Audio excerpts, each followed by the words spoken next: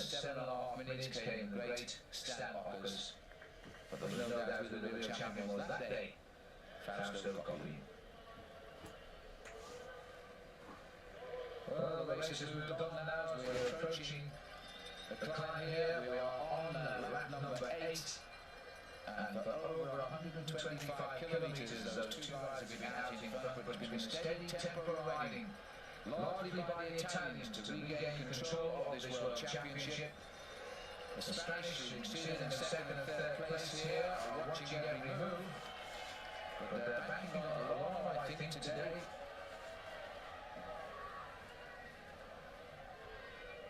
Salmon knows that it's all over, but Zinchenko is going to just try and make the Annie last that little bit longer. Someone's going to wait. As the field Stelvio down, and we move into now what is the action. In fact, that breakaway of 2 onto the tempo, which will shed a few riders, has really done a lot of damage out there today. The French were not evident in defending themselves at all. They've hidden themselves always in the top 10, keeping an eye on the action but not doing anything specifically. And now the field has wiped them all out.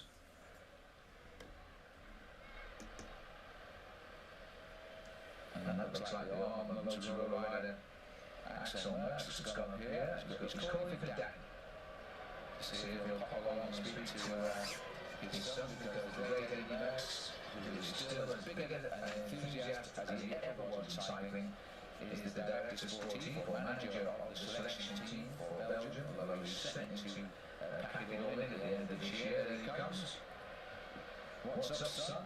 The nice thing about it is he's never pushed Axel Merckx into being a cyclist, but Axel himself wanted to be, and this year, of course, he won his first race. There was no one happier than his father. In fact, when he did win that race, Paul Schoen and myself, I did ring up Eddie Merckx and congratulate him on Axel's victory. And Eddie was a little bit high on champagne, and yet he knew every move done by Axel Merckx, how he went, where he attacked, how the wind was blowing.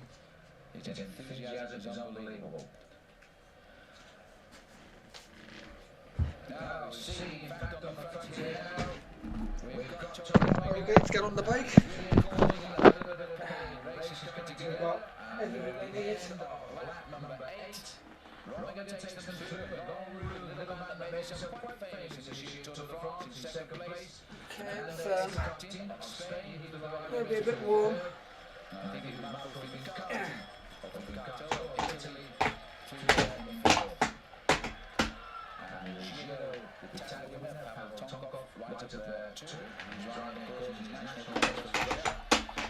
Always difficult. This is the only time of the year when we get to commentate on riders wearing their national jerseys rather than their racing team strip. Although rules have relaxed over the years now, because as you can see, the professionals still carry their advertising. In the old days, you were allowed to say who your sponsor was. But now the pressure is getting on a little bit at the front of the race here. Fincato is taking it. And they're all packing on the climb again. So we're now moving on to the 9th lap. And over the top of it once more, this is Stelvio. Susan Moore right down at the beginning of the season of the crashing marsh. Now trying to salvage something from the event.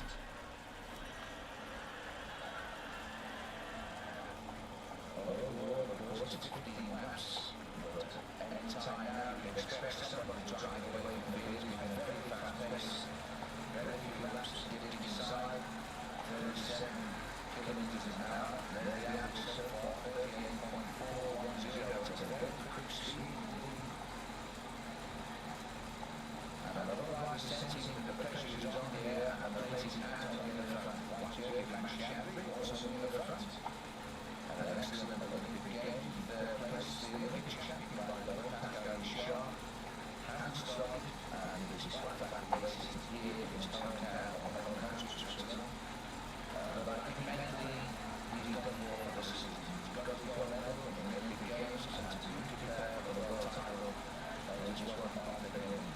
Time changing now, of course, the Olympic Games are open to all sides, not just the amateur riders. And so now, for the first time, we can have an Olympic champion and the world champion. And one day, I wonder, we'll probably get the same man in the world titles. Also watching you there, France, a prime rider, keeps coming with the results. Rode terrifically well in Paris Tours. Wiped out after a long breakaway, almost in sight of the line. In fact, he was in sight because there's a long finishing straight in Tours, but we couldn't get everything up. And a brilliant time in the peloton gave back to the sprinters. Now we look at there, he also had a very good season this year, a sprinter. Came to the fore in 1994 when they won a stage of the Tour de France.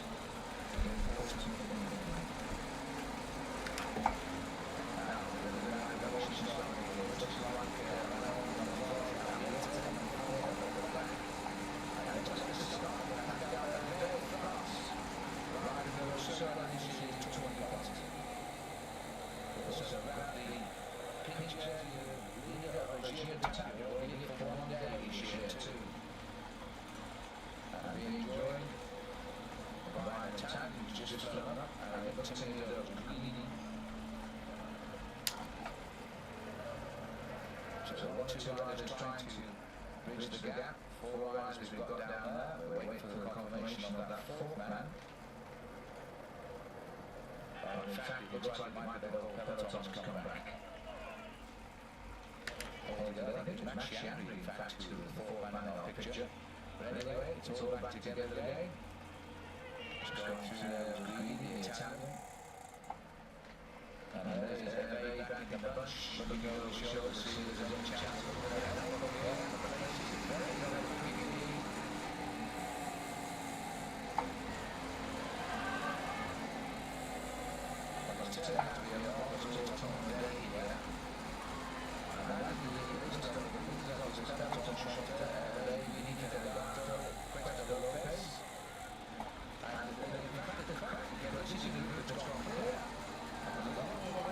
So it's going to be, well, I'm assuming it's going to be a tough race later on. With a note Tim, or the scout station is on 8 Tim.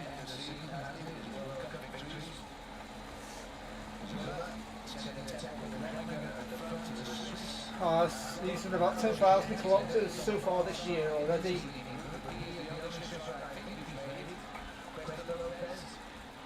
We're all leaving out the solo, 13,000. So, got a lot of distance. But I have done more overall elevation.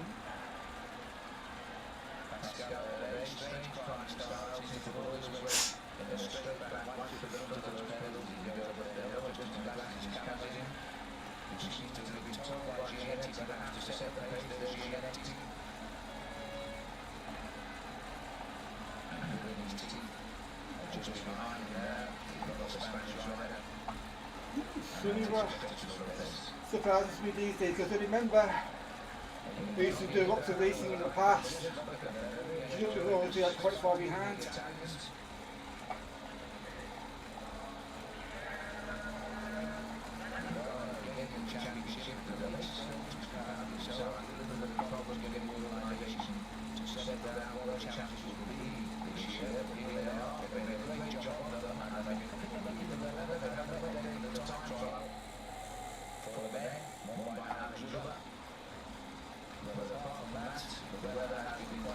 The roads on 16. Oh, I can see that just really well.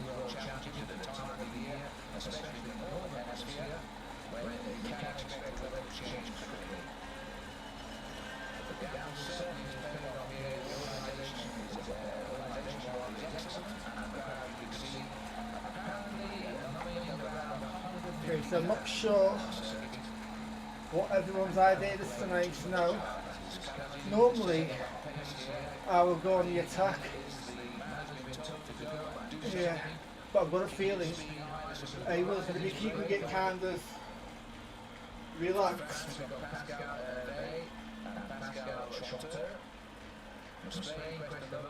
For the end.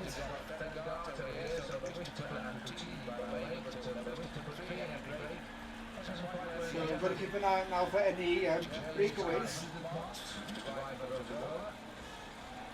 Giannetti is the one for the right, who comes in and he's there because, of course, he was one of the local Giannetti. Denmark for the Basmola, Peter Dennis. And this is a back. One to throw, Evans to Alex Zula. I'm going to do a quick skate tactic in a minute. 3, 2, 1.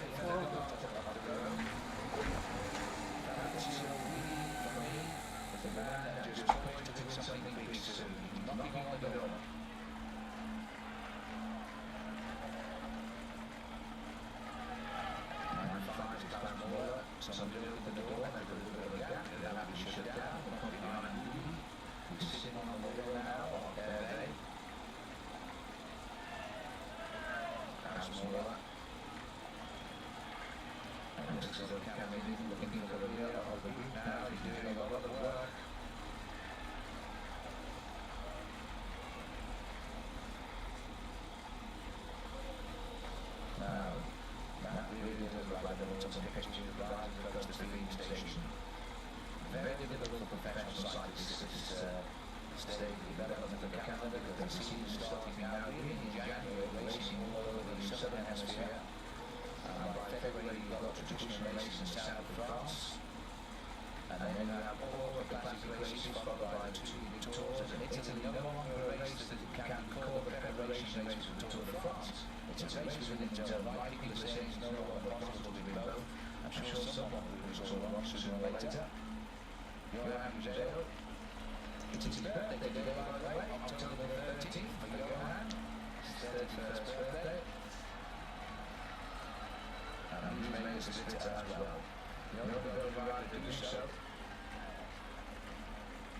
Giannetti went 41. I guess that makes him... I don't like being up at the front for too long.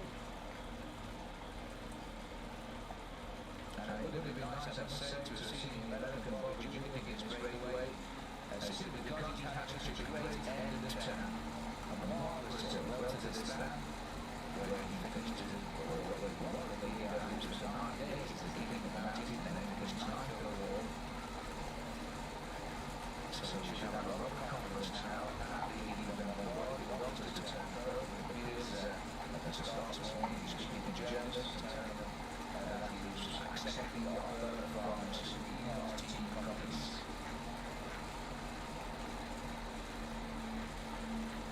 Counting down time, 4 hours 20 now in Saturday. Coming up to the end of lap number 10. There's just 5 laps to go. The field has a crash, Zula's gone down. Alex Zula slipped away. And the caught in the melee there. The Frenchman rider, Long Rochon, always seems to be in the wrong place at the wrong time. Rochon, remember the crash up behind the Jans Radek in the Tour de France? He went over the top of him there as well. Well, Zula was the one rider left behind. I think he's going to go out of the race. So world champion time trialist is not going to get a chance at the double. The pressure is remaining on here. The Swiss say, even though they have Zula down, continue to push the pace with Collins in the front. Probably unworth the crash of the feed. And this is a fine piece of riding here by Collins in. Taps out the tempo, back out onto the climb, up to Kamal again, Claudio Chiappucci, starting to run down for being a top cyclist these days. I think he must be catching up at last with the devil, but he's still a very, very popular character indeed. And Claudio ending up with Tom Roberts in the hiding, the 4-year-old over there, we test to attack it again. But the World Championships, the UCI, University International, has decided to limit those days to Superman and the World, which is so many more records on track Manchester, the World Championships there. First year, by the way, the World Championships track have been separated. Manchester showing track, and some unbelievable times recorded in the Super T individual for men and for women. Those handballs that have their wings clipped, Okay, so it's taking a bit of willpower to not attack. So I want to do some bursts of speed, but I know doing that, then if a group behind me at the moment, the Swallows, Tim and Sunderland, if they stick together, they'll catch me if I do an attack, and I'll use too much engine, I'll burn out. So the Swiss have got 3 riders in this breakaway, and the Italians have in fact got only Ferragato. So they're patching a little plan, I think. It really is quite remarkable. This has been the year of the Swiss in many, many ways. Having totally eclipsed the Vuelta in the top 3 places. And now Alex Miller has produced good to like God lead to have 2 world champions on this series here. And now in this breakaway, they've got 3 riders. And Giannetti, of course, he is the man who's likely to succeed. They no secret about the fact he wants to. This is a great rider, has a lot of courage in his hands. And I'm pretty sure that the other 2, Tini and Giannetti, have told their partners to set the pace so the legs will take even further. Now, near the end of the 10th circuit, with a minute and 59 seconds, the circuit put their leading to check through. The Italians, again, for my money, have made a mistake. They made a slight disruption to tempo as well with the crash by Giulio in the feeding station.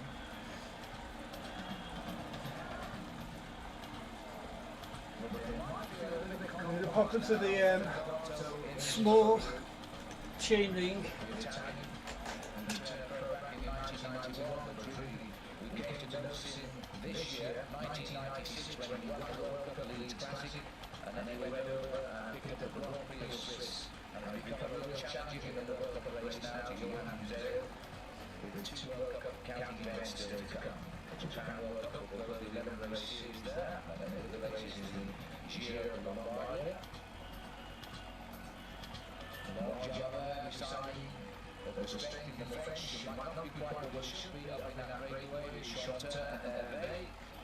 Jabba looking for somebody itching, in fact, for somebody to start the reaction, and then they will get the lane chase. Now, at least if the screen pauses, which it typically does on most rides these days, then I should be able to catch them up again with a bit of effort, because we are on a climb. The climbs have limited drafting.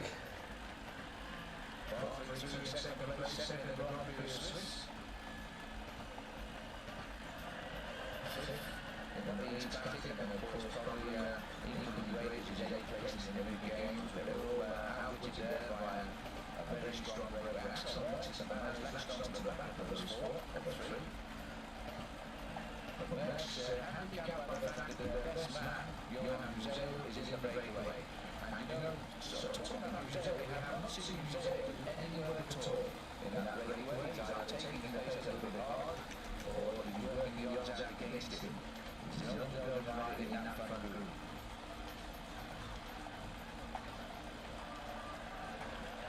The field, the Warriors check it out, it's Dufault, Longchamp, they jump onto the back, number 53, and the Spaniards in fact have brought the race basically together. Still behind because of the gap, but all coming together. They're still looking a little bit of the action.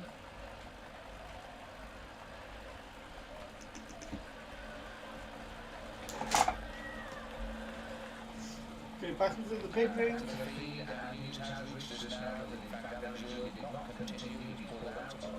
Championships, but not too seriously hurt. It seems strange commentating on the world title when the leaders are on the road like this. Carlos is in there, and Museeuw may have been an injustice, he's right there now. To the right of our picture, the next 2 cars in. He slipped back in second place, not for the easy right until he's dropped by his teammates. He's doing all the work here, coming to the end on lap number 11. As confident tested, Krasnova, Kylie Bivol, Mauro Gianetti, Ferragato, Museo, Cuesta Lopez, Chanter. So all the guys could go there at that time, but all that. Kylie Bivol turned his mark, but then turned over by 5th place in the World Championships. Again, a man who has had big moments, but will never really be consistent. Even though he's all over the league now, but across the telecom. But that's World Championships for the local riders without their team leader Lance Armstrong.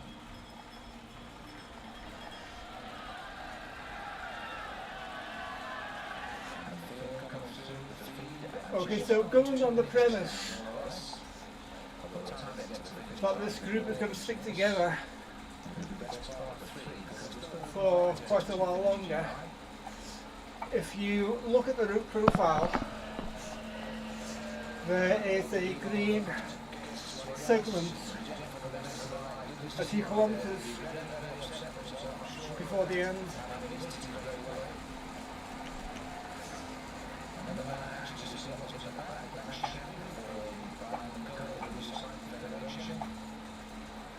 I think that's going to be around the time we need to consider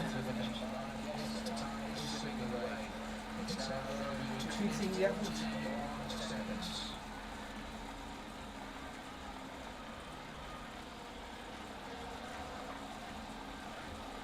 So, what did you do? They've been quite a different ride in the last few weeks. It's good to see him developing.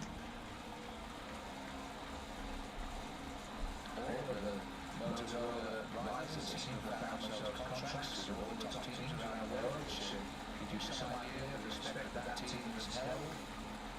Very sandy is the boss of the American sponsors and the most British sponsor, staying in the sport 6 years.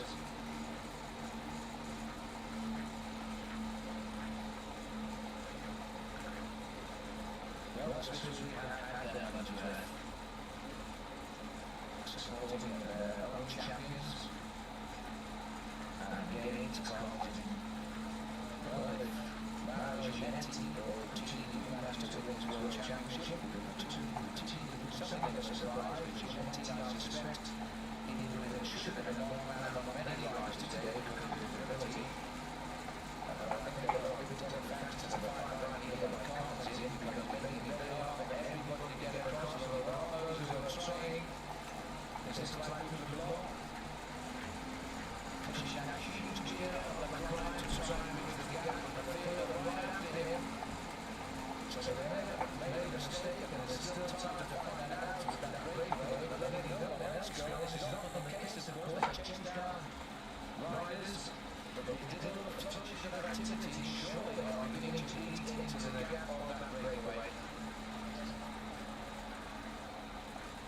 But now they picked up the run.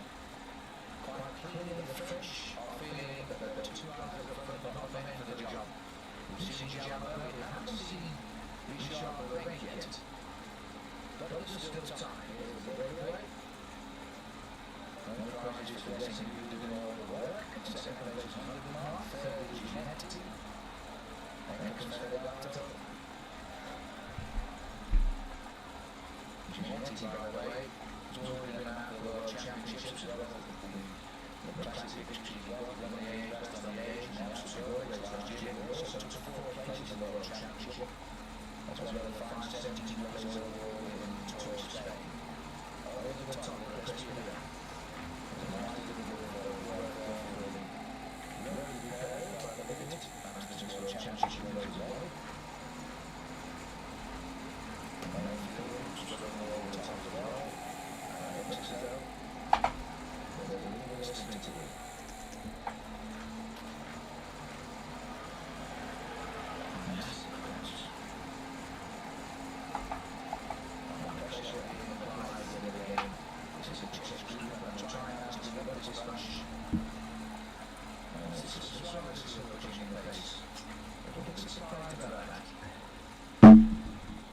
Okay, still in the big ring. is wrong there. On the left of our picture and on the phone. Almost a conversation going on there. Let's go and show and see what's going on. Java is mixing gloves. This is the top one of the kindest time. Little bit of decision time. The top one pushes these enormous gears as they do in professional racing these days. And the power of that group of very talented bike riders is hitting the peloton. Back with the leaders now. Ferragato swings up to our right.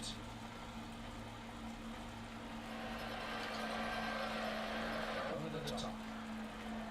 Javert. And they've got themselves a little gap. Now can they do something with it? They know the time is running out. They've got to get this race together.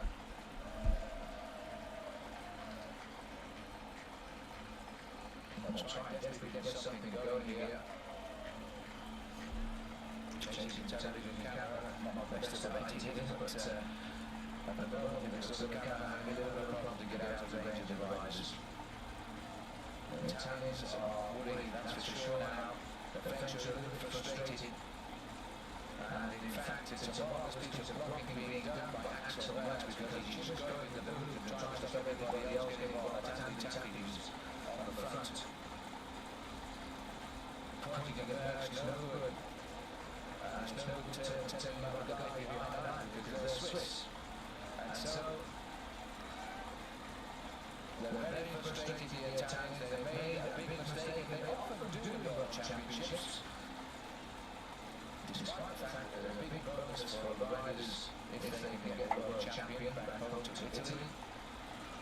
And we've gone back to the leading route, which still remaining very compact. Puccini and Gianetti sitting in the back and sharing the ball together. While the other man setting the pace and continuing to do so. Pascal Chanter is behind him. Ferragato in the third slot.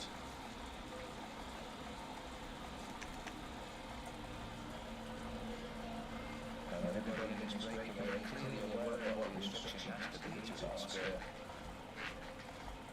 Comes in, and not prepared to help him by keeping such a high speed, because they're not riding at this speed. It's going to be very little improvement from the peloton behind.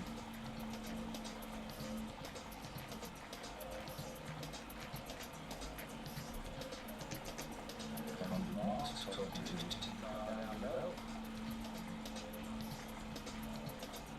And Bjorn Riis of Denmark, who's really making this speed. Started to train with determination again in preparation for the World Championships. He got in the breakaway. Two of his teammates are, but not doing anything to contribute to the pace. So there's still a lot of tactical cards to be played here at the moment.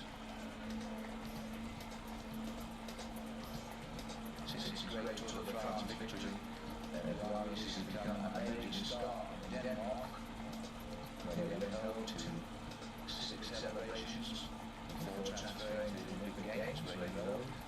And I love that actually is punching the Atlanta race. Claudio Chiappucci. Starting now to drive as hard as he can to try and shut it down. Try and do something because they went through that 2 minutes 41 second advantage at the end. The 11th lap. Or 10th lap rather. And now Chiappucci wants all the help he can get. It's all going to be left to the Italian. I think they've worked it out that nobody's going to help them because very often the World Championships the team tend to block out the Italians as well. They come here with no illusions of the Tour of the Italians. They want the victory and they've even said they wanted to see men in the breakaway on every move which they haven't really succeeded in doing yet today. We had a long breakaway by just 2 riders, Son and the Russian rider Zinchenko. And then the breakaway went. Roman looking quite happy with the first time on the lunch break at the moment.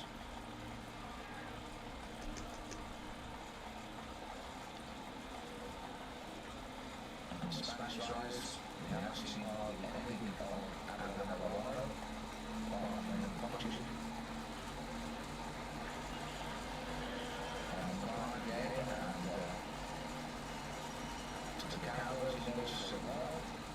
didn't test the best.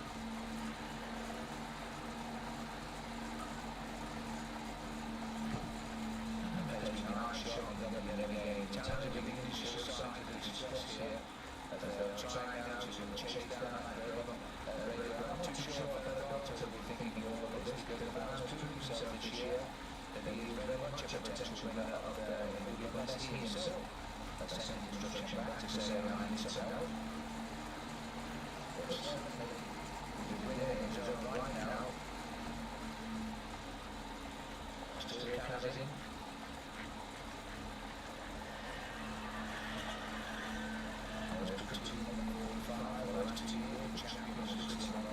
That's really more or less the only race she seems to win.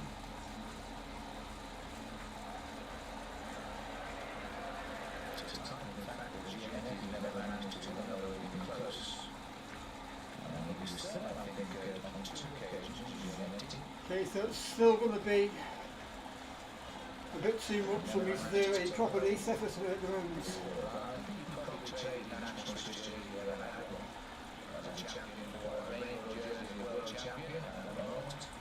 Because it's still about an hour and a half or 2 hours of planning to do.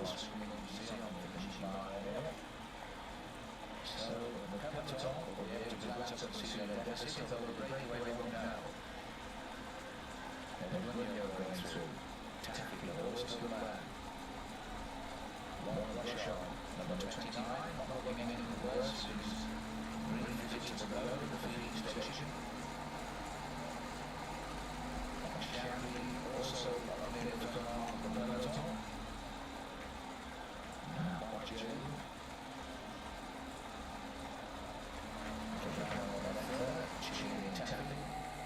another man who was at last beginning to show us the winning form Royal is capable of.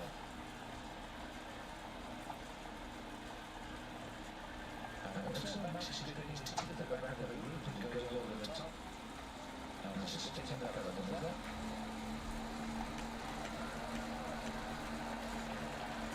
Number 42. The gas comes down quite dramatically because of all the shows activity here. Marked by the time as we come to the end of the lap.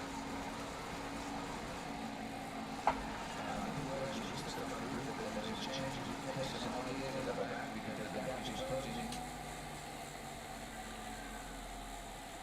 Number 91 is Peter Verhoeven. Carries in, got himself back onto the front. Pascal Lallier. As we come toward the end of lap number 12 now.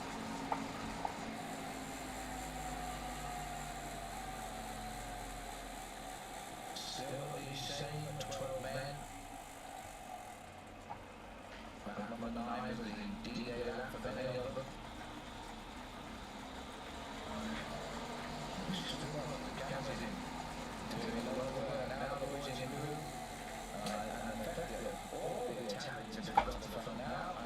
Still taking his lunch break, but they're going to hang on to a flying train here at Italians who treat the crowd here a couple of days ago.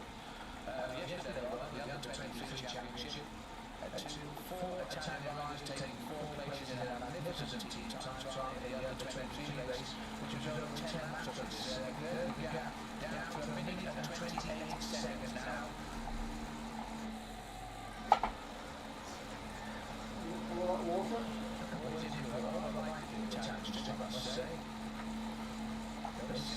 Uncomplicated design, very big gap. So for commentators, you want first class.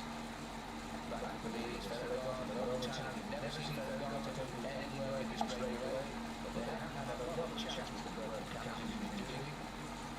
Very marked, Ferragon, Johan Museum. Winner of the World Cup last year, right up to the leader this year. There's the last couple of races, although by the way, Zero said he's not going to ride those 2 races, and Ferragon to score and then will take the World Cup. He's also said, surprisingly, with Johan Zero, that he's looking to retire. He's getting a little bit tired of riding a bicycle. Because one, Johan said, he always says that this time of year. But he's in a great way, and has a lunch, and it's his birthday, so that's nice to send today.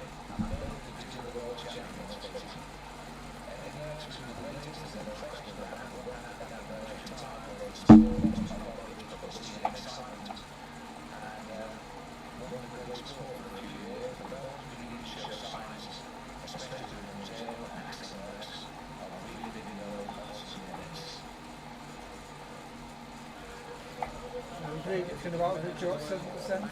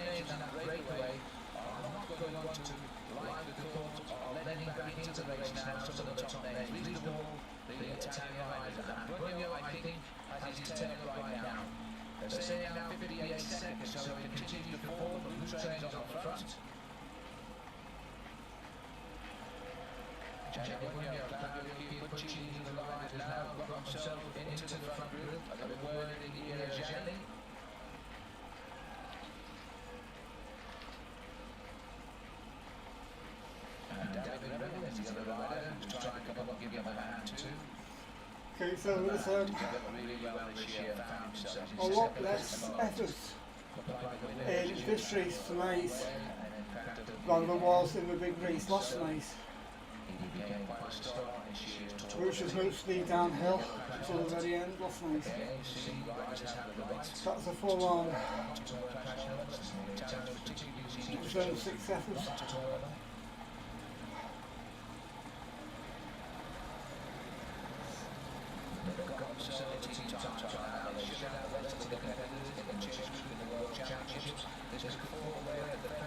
At the moment, steady pace, but still feels kind of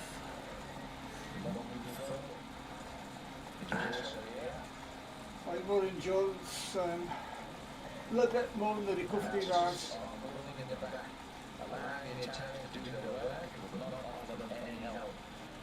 It's a tactic which we often see in professional racing where the riders try to slow down the brake, never mix in with the attacking move, and once the outer riders try to get in second wheel or third wheel, causing a lot of nervous reaction from the riders who start shouting and screaming at one another. Professionals tend to let the chase get on the work, and they sit out and watch, and if they do pick up a breakaway, usually try and counter-attack. Marked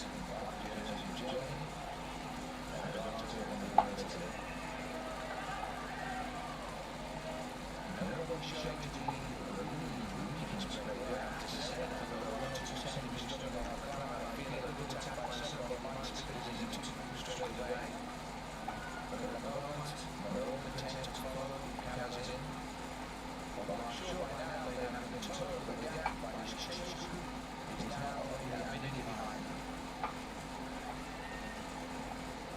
that we've lost the shark.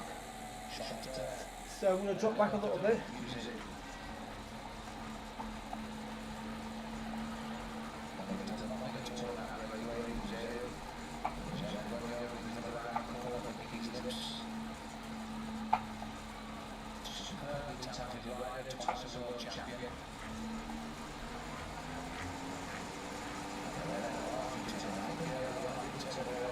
Bring it back up on track. There we go.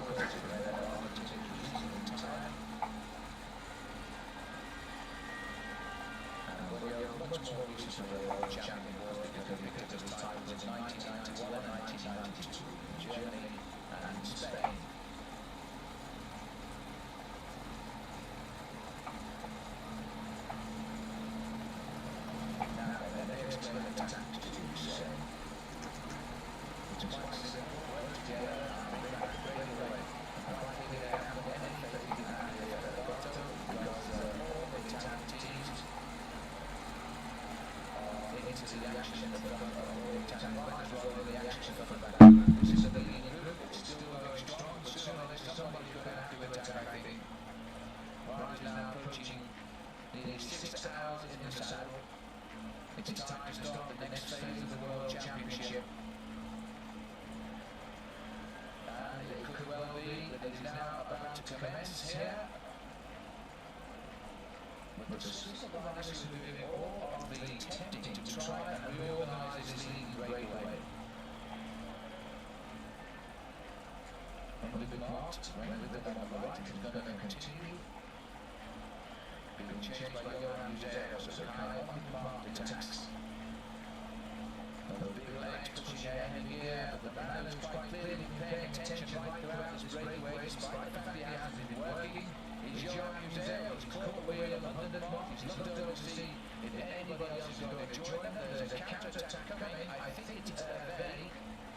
And somebody on his wheel might be Federato. Check it out as they come up. It's Federato, in fact. Who is now the first man to join them. It is Stelvio just into the crowd line. He's on the wheel and it's all over. Ginetti comes across. Comes in, Federato. But then after the group here, there's a 7 on the left. Continuing gone. The Danish riders have gone. Peter Bennett and Klaus Smaller. So they've dropped on the pile and get back on the descent. And then remember the very, very lucky riding by Nick Jackson in the women's race. The next race now was won by Barbara. But in fact, Linda was in that 3 on the breakaway, constant drop on climbs and haul the way back up each time. And deservedly took a bronze medal in the end for Canada.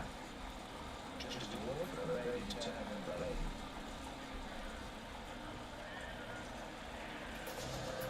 This is another attack, this time Giselle is now trying to make a job to chase him down by 100 marks. And Giselle, having encountered the first move, is now trying to hit them again on the second climb. And look at this now, Giselle staring at them saying, well, forget me. And they have. And a good time to attack if you're going to capture 100 marks. He's must be feeling very, very strong today to go again. But 100 marks is gone.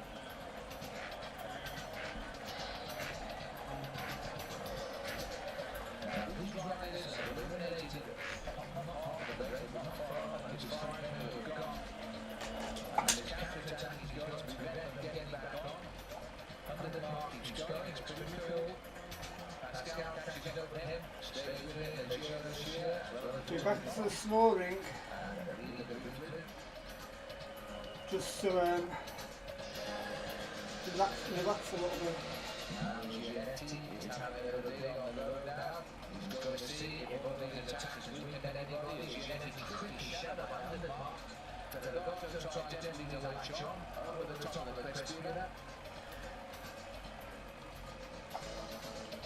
Well, this is about 4 kilometres or so, slightly more on what will be the finishing line. We're at the end of the lap at the moment. Here comes the chase through back there. That's a series of counter-attacks and breakaways for about a few more seconds.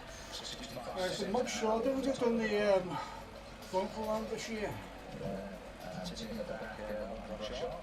I'm not sure whether he's in there all the time. We'll have to check. There's a second move on the road. Down to town. 65 seconds the gap. And that's Coutinho in the white crash up to back to the breakaway. This is like that would be pitching out.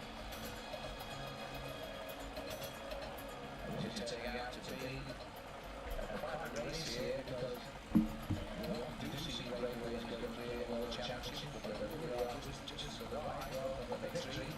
But I think there's a real sense now that chasing that breakaway may have already got in this year's world championship.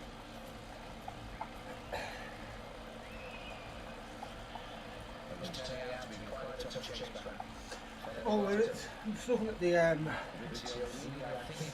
race and it is meant to be a zone 2. Even go up to the race.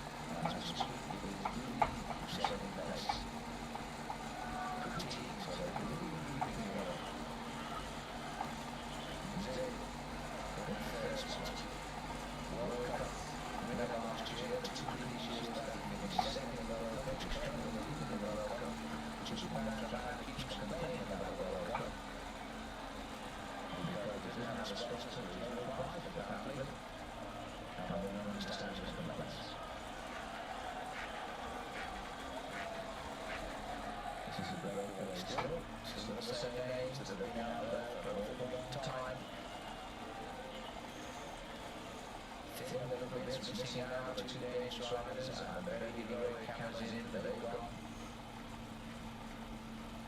6, 7 Italians. There were 12 starters for Italy, 7 chasing and 2 in the breakaway. So this idea now is that Fazin starts the pacemaking jam. Fazin.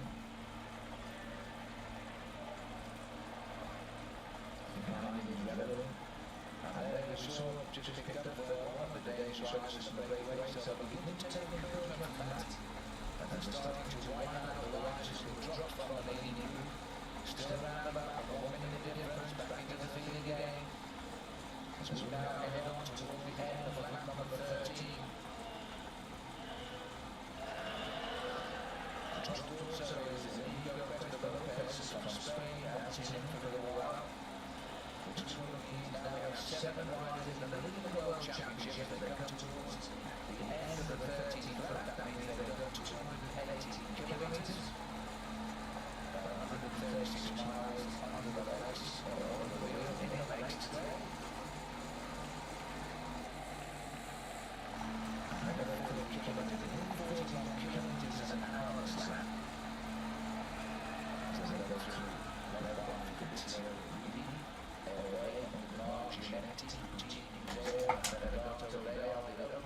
left now in this group. There's no more pacemaker. He's gone and they're stuck because 2 teammates with better reputation are still in that lead group. Clearly the Italians are not happy with the man Ferragato being in the breakaway. Probably 13 laps to go, they're gone rather. And 2 laps remaining. Surely they must be giving the 2 riders a chance now. He's not interested in the fact that his team's chasing him down, so he continues.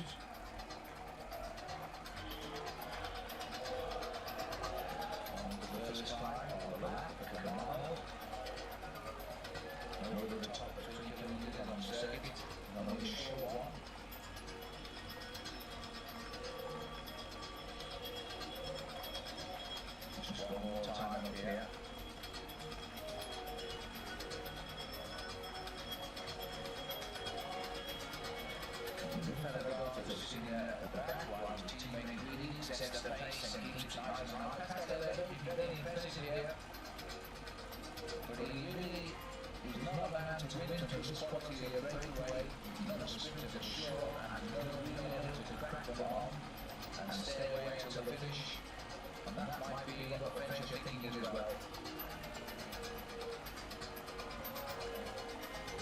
Time check around about 56 seconds. And now we do see that all the work on this climb, and so quite clearly he's had a chat with Ferragato, and Ferragato sitting in the back and taking advantage of the pace-making is the Italian who made dream of a rainbow jersey.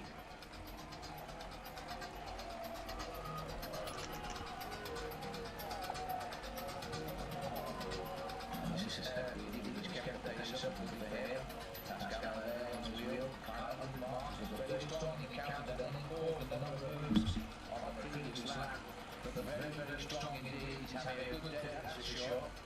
And then Cook said that the team are having a good year. Could be first and second in Tour de France, if you are losing and still really continue to set the pace. Just one more time at this mountain, and that's what it must feel like right now. Pascal is keeping his concentration. Not really a climber, but can certainly reduce some of the ride on a circuit designed for the strong man, I think, rather than a pure climber, certainly. The crowd have been cheering out on this climb, but just over 5 hours and 40 minutes.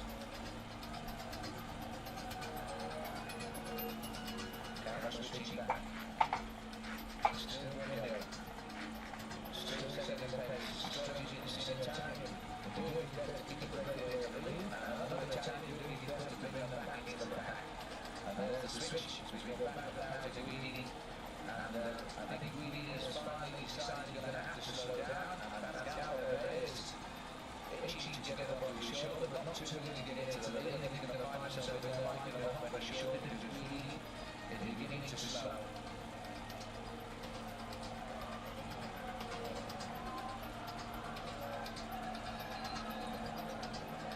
Now, slightly over 220 kilometres into the race, 252 scheduled, so just about 20 miles left to go. Miles, 32 kilometres. Which means around about 40 minutes to the ride. And this breakaway may well decided this race even yet, because the Italians are having an awful job and they're hitting a lot of strength, there's a lot of big hitters back there, and they're not getting up. Johan Museeuw sits at the back, about a length off, just sitting at the soft pedaling, you go over the top of the Crespira.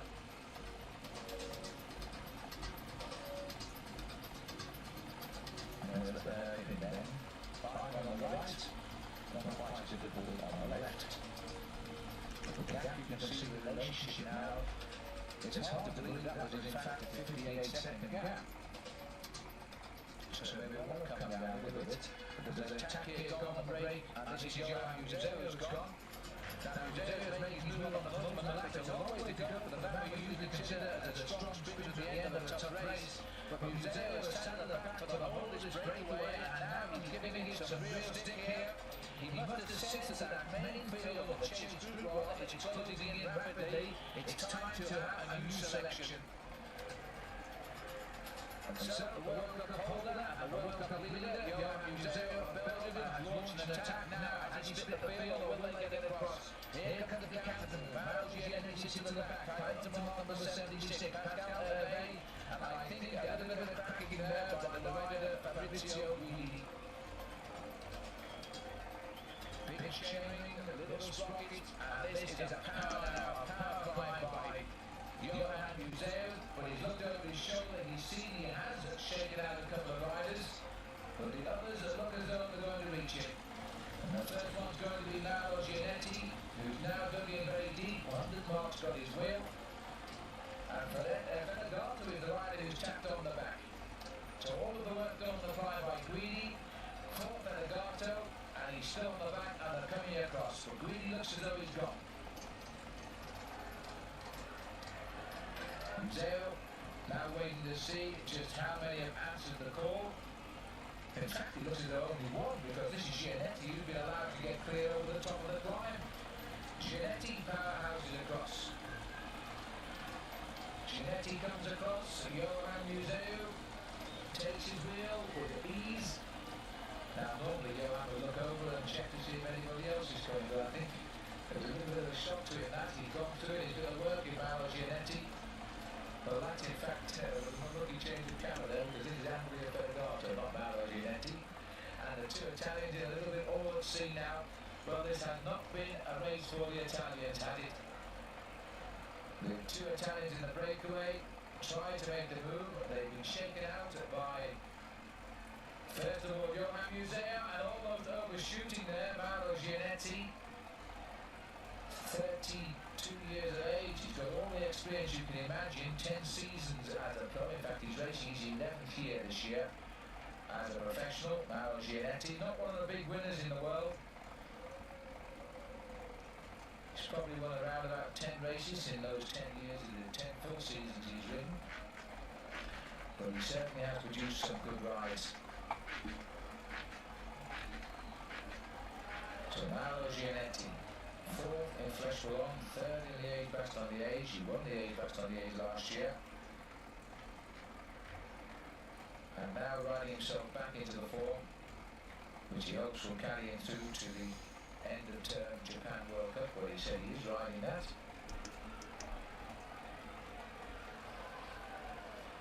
Well, that was a good move by Museo. The Belgians have waited a long time to cheer a winner, and I think if he stays away, he won't feel too worried about Mauro Giannetti, but driving, of course, Giannetti doesn't jump him on the last climb of the Crespera, because if he does, then of course there'll be no chance for Johan to use his sprint. But he made a complete, well, I would like to say he did himself actually in the recent Paris Tours race, because he led out so early, he had no chance of getting any World Cup points. He faded, of course, in a big rush for the line, completely made a mistake and got nothing. And that, on a day when he could have stitched up the World Cup, he completely threw it away and handed it back to Bartoli and Ferragato, still within a chance of winning the World Cup and taking it away from Museo. Museo having already said he's no wish to ride in Lombardy or in Japan. Mind you, he didn't really want to ride in the World Championships. He announced his retirement. But there he is, he's riding, and he's now in with a real chance on his birthday, let's remember, still got about 90 he's 31 minutes. years of age, of winning the world title. Last world champion was Rudy Garlands in Utsunomiya in Japan in 1990. And I had the pleasure of being the first person to him with a television camera, and I said, congratulations Rudy, you're the world champion. To which his response was to burst out crying. I don't blame him. I think we were all crying in the end, it was so emotional.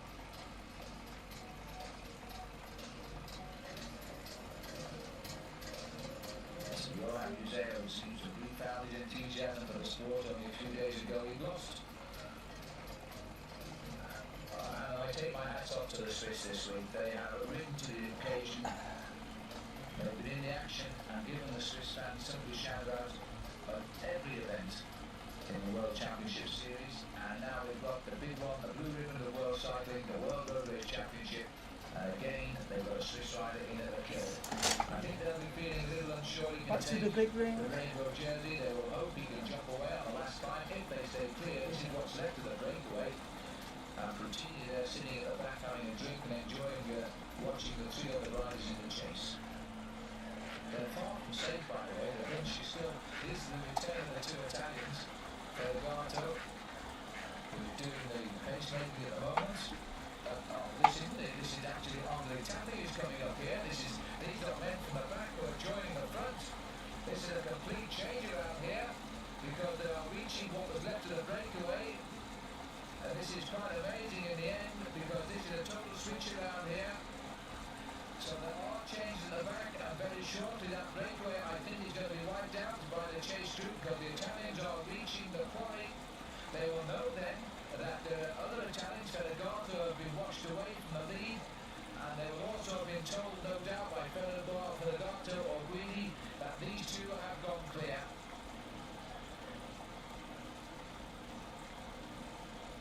Mauro Gianetti, a local man, and also, of course, a native of Switzerland, is going to get a lot of applause here now, all the way around.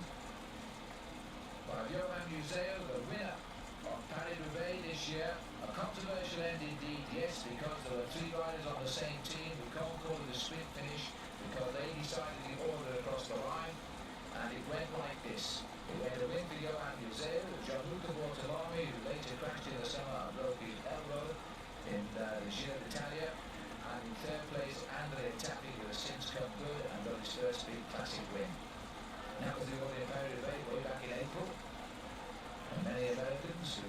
Okay, so it's not really a proper attack. They were there to witness it, and we had a great time.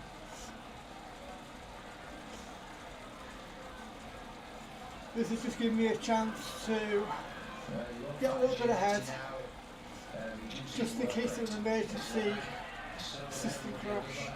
Brief glimpse, I think, of Fabio Guidi, who just sailed backwards. This is the breakaway now being driven on as the Italians have changed their colours at the front.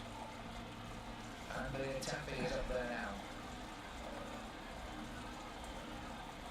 And on that breakaway, the Italians have still got to do a lot of work to pull back these two. The gap is on for sure. Mauro Gianetti rode the World Championship for the first time in 1988 and finished 5th. In the same year, in fact, finished 7th in the Tour of Switzerland. But in his first 2 years as a professional, he only ever won one event, and that was in his first season back in 1966. 1986, I'm sorry. He's not quite as old as that. There's nothing when you look at the faces of these two, they're telling us nothing at all, are they? They're both climbing very, very strongly indeed. And that's been climbed out of the Crisperia, and then it's on to the finish. And finally, they'll hear the bell, and it's 1 lap to go. 1 lap of 16.8 kilometres, just over 10 miles.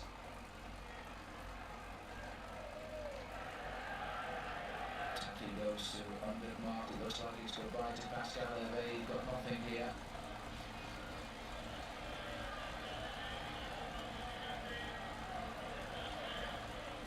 Routine is gone. Here's the gap.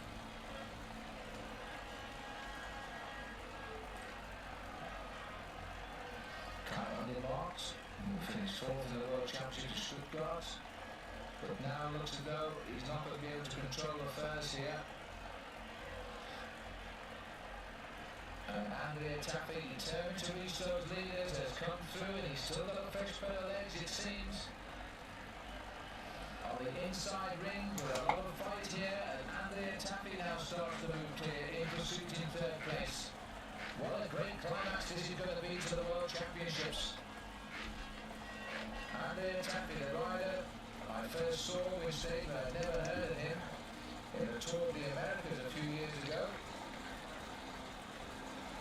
And now, this year, the winner of Paris-Brussels, his first big classic win.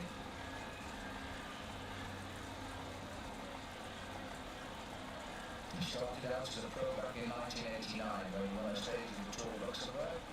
And now he's sharp ring for the first time. The French haven't had things going their own way at all in this World Championship, yet the strong men have all been there watching and waiting. Now they've seen Pascal Hervé in trouble, they're going to have to do something about it. Not surprising. Okay, that's just right, just catching up. Local man, Mauro Gianetti. Johan Museo, his only worry at the moment, and it's a big one because Museo will feel very confident he can beat Gianetti in the sprint. But in fairness, Museo not the great sprinter as you get older. His day older today because it's his birthday. You tend to lose your speed and you become more of a stayer. Stamina takes over. And a long distance cyclist, and Anthony Sean Kelly as well. Where he was the great sprinter over the last few years of his career, we often won races by breaking away.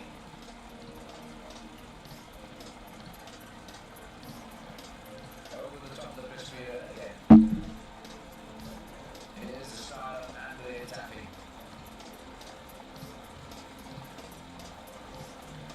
Okay, actually feels I'm doing a bit of work now. 30-year-old in the race.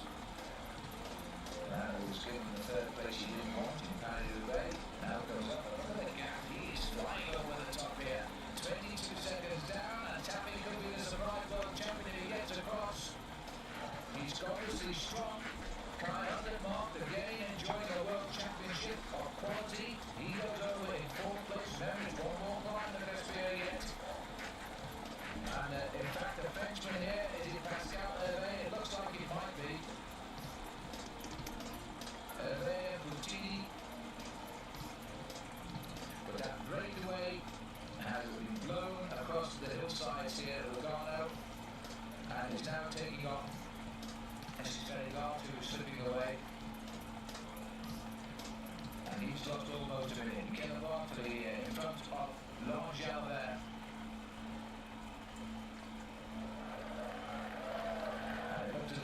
Okay, now technically, the three behind me could put in a bit of effort. They've changed the angle about 3.5 watts a kilo. They take 10-second turns each, and they will catch me.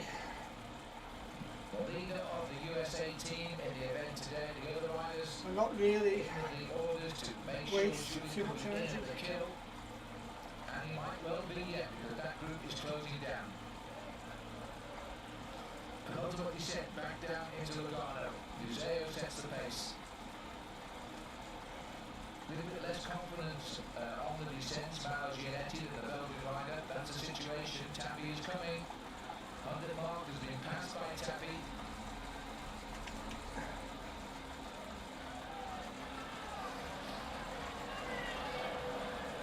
And these last 2 years, Andrea Tappy is turning from a hot domestic into a team leader.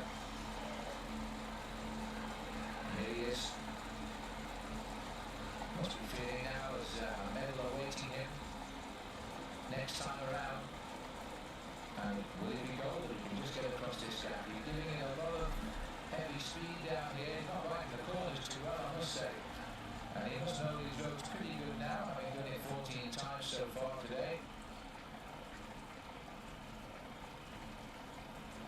So there's Gianetti, flying proudly the white cross of the Swiss flag. And the top goes ride for the countries. And quite often it causes split loyalties because any other day they might even ride on the same team. But on this one day they ride for the country and not expected to help out teammates of their trade team.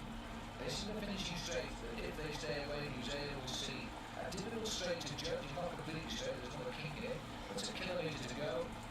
It's a sprinter's finish, but it calls for absolutely inch-perfect judgment, otherwise you're going to have a steam before the line. So it's best not to mention Paddy Tools to Museo right now because he blew that one in a big way. And this is the chase by Tappy. He's now in the same straight. He'll begin to see the little gaggle of cars around the two leaders.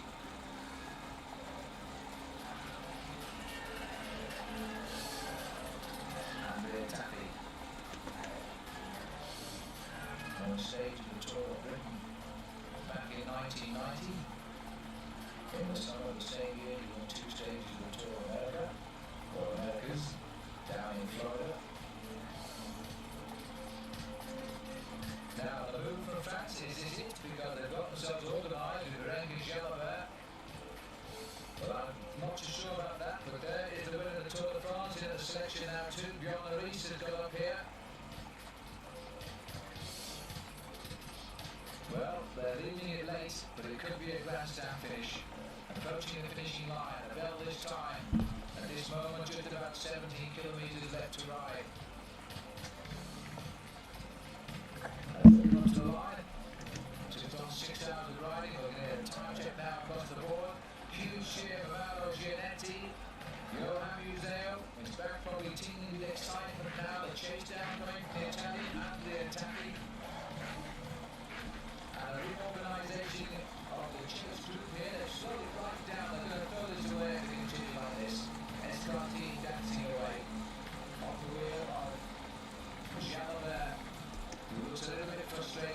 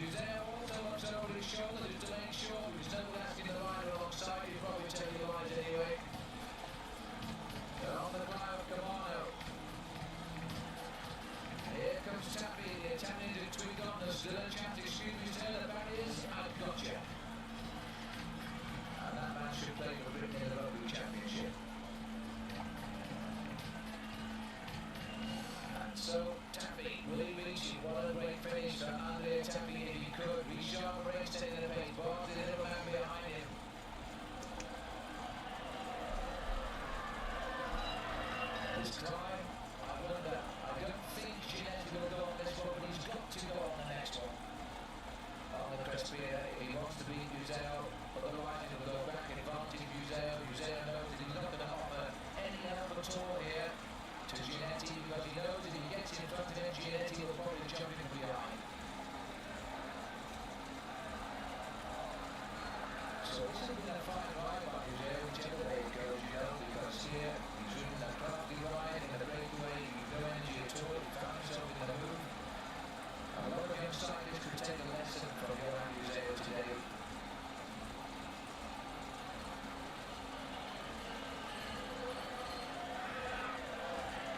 This is the chase. Now he looks straight ahead.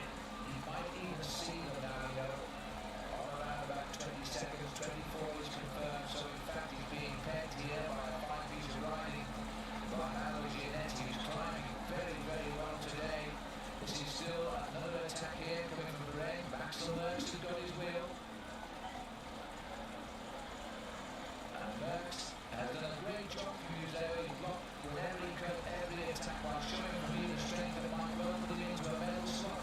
Should at the breakaway he caught. Runyo is there as well. Over the top and come on now. See right back on the saddle. Mauro Giannetti goes round the roundabout. Where the graffiti arms is about a fatal day. Further down the slope, Gianni Bunyo, Richard Ray, Axel Merckx are going clear. Bunyo has also ridden well today. Even so, a little bit frustrating by the way it's worked out for the Italians.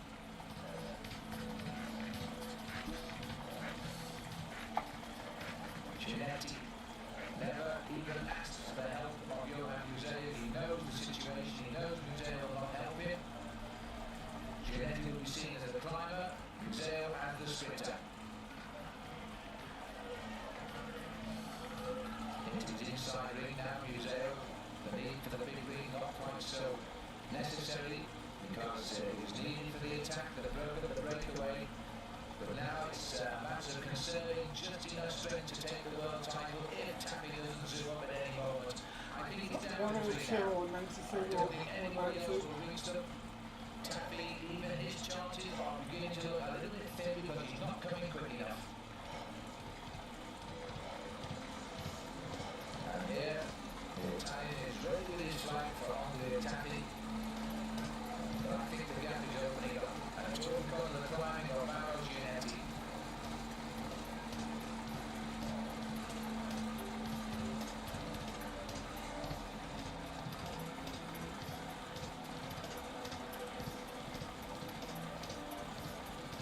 And what a great crowd this has been. Tuning the line every inch of the way the organisation will feel they've put on a good show this week, and they certainly have done just that. They've been blessed with very good weather on the whole.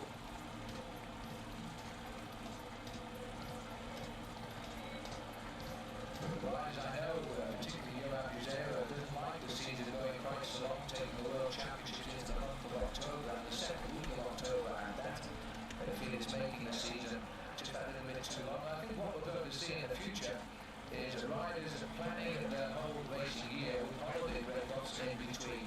And so you'll see riders do well early on and then literally take time out for 3 or 4 weeks and then start to come back and build up for the World title events. Others will ride the Tour de France and forget the World Championships. But I think that's the only way these riders are going to survive now at what is a tremendously long year at the top level of racing, a sport which has now become even harder than before, I think. This has been a very, very fast championship today. The average speed is going to be far away for the whole distance of 40 kilometres an hour. There is Tappy, he's forced to climb on his big chain wheel. But I don't think he's going to catch up now. Look at the clock. Maybe the French will all the way back into this, but I don't think they're going to get up to the leader now. This is Richard Ray. Bunyo can't really, can he? Not when Tappy is still up there, and he's just seen that. I think it's Nicola Bartoli who joins, so the 2 Italians now. As Richard Ray nips over the cobbles. And it looks like Richard again, he's going to fly the French Open, the World Championship. He won a medal in it last year. Not 2 years ago, actually. The time flies, he won in Italy when he got the bronze medal. behind Claudio Chiappucci and Luke LeBlanc, who became the world champion. Then he had a rather sad year because his sponsors pulled out of the sport. However, that's another story. This is the story of this year's World Championship now. The Mauro Gianetti. Never afraid to Johan Museo. Looks as though he's trying to dodge the workload even on the descent here. I don't think Johan is riding that well, but he knows that he can contain Gianetti. He should produce the power speaker that will take away a rainbow jersey at a time when he least expect it. No finer day, of course, on your birthday. And an acceleration now by Museo. Not exactly waiting for Gianetti, but he is now. He's sat down. Gianetti takes a break. But Museo not wanting to do a lot of work here. I haven't seen the team car come up, but I would presume that somebody, Eddie Merckx particularly, would have told Museo to change by tapping looks as though it's boundary.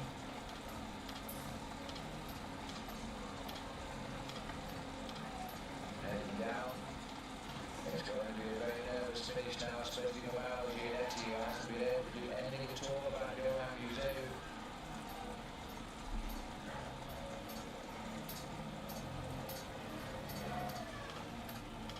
And no signs and no further news on the whereabouts of Andrea Tapia, so that's an indication that he has held or lost ground. We know there's a group coming up. Renka is in there, so to accelerate Shani Bunyo. No further news there, and a lot darker. But now they are saying in 54 seconds now is the gap to Andrea Tapia, so he's out. He may well get the bronze medal, but he's out of the race for gold, and the championship of the world now lies between these two and Johan Museo. I think forward at just that slight chance of dreaming. He checks over his shoulder, 55 seconds to Tapia, a minute 12 to the chasers after that. Gianni Bunyo, Axel Merckx, Richard Marenka in that chase group still. Nicola Bartley was the rider who saw that jump. And there's a little bit of a time check coming from the neutral service Mavic. Well, both riders understand French, so they both know the gap. And immediately inspires Museo to do a little bit of the pacemaking.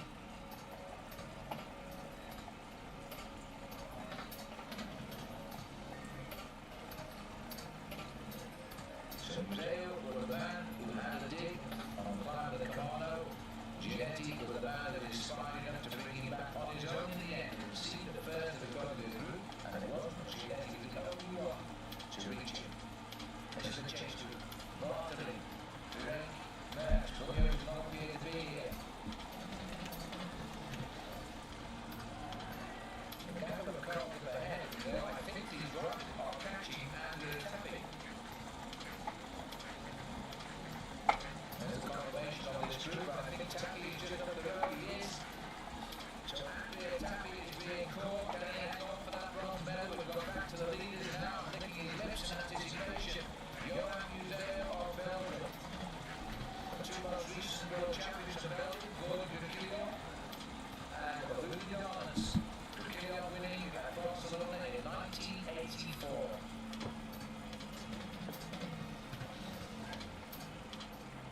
Gianetti, if only, is what he'll be thinking, he can be the world champion. The most revered jersey of them all, the Mario jersey, the Arc-en-Ciel, the Rainbow jersey, and winning when you live very close to this circuit will be something really special.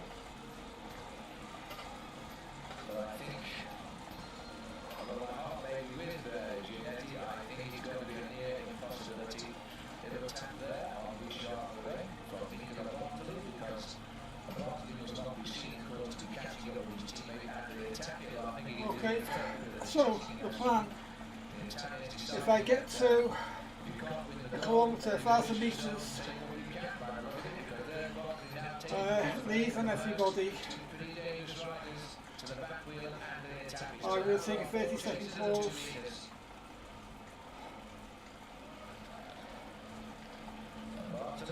Also developing now into being a great rider, in terms of so many other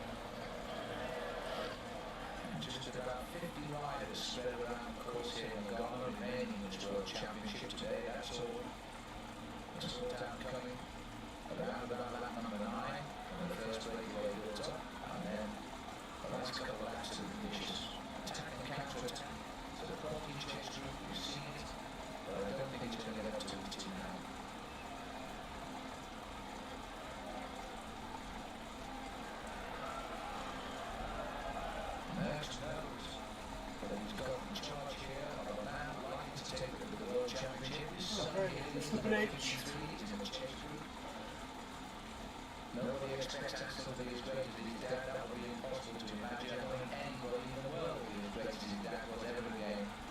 But they do want to see him succeed. It's been a big responsibility to carry the name of Merckx on the programs and races around the world this year.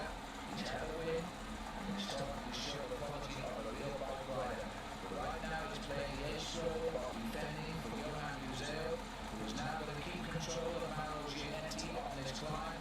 Mauro really could do with a little bit more swing in his legs and acceleration, because if he just sets tempo like this on the Respira, then Johan Museo will have no trouble at all following his wheel.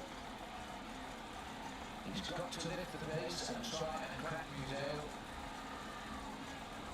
And Museo knows if he can just hold on to his saddle, he'll win the world title in the sprint. That's how confident he will feel now. Okay, the other group's just passing the bridge now. By Gianetti. 53 seconds to Merckx and Co. That's enough. They will be catching these two now. Once we're over the top of the Respira, then we're just looking at 4.5 kilometres to the finish.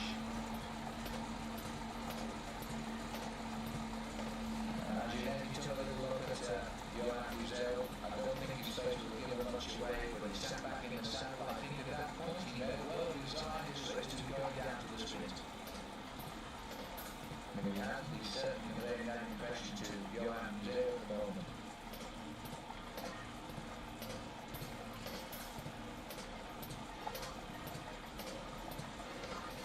And that's what we'll learn from as well as the spectators that are witnessing here. A great breakaway by Gianetti now further down the Respira. There's a little bit of action on the Bartley. Tappy was holding on, but still keeping his composed rhythm.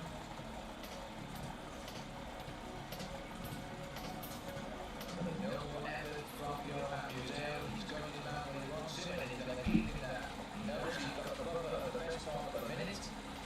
He's too experienced to go rider, and he won stages at the Tour de France, the Green Journey in the Tour de France, the World Cup, and the lead at the World Cup. He knows all about pro bike riding. He's without doubt Belgium's number one cyclist. He's now making a serious bid to become the world number one. And this is from a rider who announced he was going to give up cycling just a few days ago. And we can't give up now.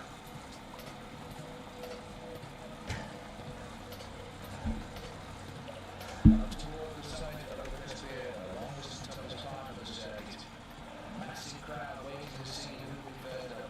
You see the road, and after the drag it is up toward the summit, it's a backbreaker really. They're now climbing 15 times Gianetti. And this is the acceleration. No, a little bit of a lift of speed perhaps, yes, but no trouble at all for Museo. Sorry about a little bit of fun with the picture, but that's due to interference from the lead. Helicopter signals from motorbikes have been pretty good today, and this massive crowd straying forward now to, and they ask themselves the question, can Mauro Gianetti finish off a great World Championships for Switzerland, and in fact a great cycling scene in the little country as well? We'll soon know now, because the finish is not that far away. Here they come side by side, the two men who for the last 2 laps, best part of, have been partners in the World Road Race Championship. And in fact, Johan Museo took a good look at Mauro Gianetti and decided now he has no further worries on this climb, because he's continued to go forward. He's forced Gianetti on his wheel. That will do them around the world because they come over the top of the Respira. And now we're looking at 4.8 kilometres to the finish. No sign of anybody chasing through that lovely crowd that's enjoyed a brilliant World Championship. In fact, all of the World Championships here have been of extraordinary quality this year. 31k, now in 25 minutes. Organisers as well as athletes. This is an attack here, and it's gone by. I think Bartley has gone and been chased immediately by Axel Merckx, who's going round his sharp leg. Anthony Tappy, he's still got some fight in those legs. But then you've got Bartley who's gone, and Merckx has gone for him. And surprisingly, Bishop Ren hasn't got the power there. He's mainly on the back wheel of a long climber in Anthony Tappy, member of the ring. Won the King of the Mountain in the Tour de France for a third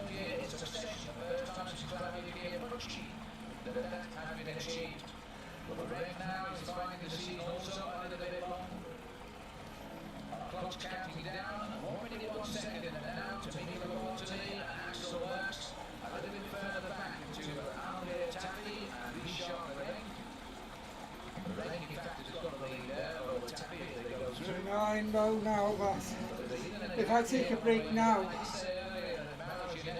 I'll get maybe 20 or 30 seconds until I get caught. And then I may not have the strength to stay with the group.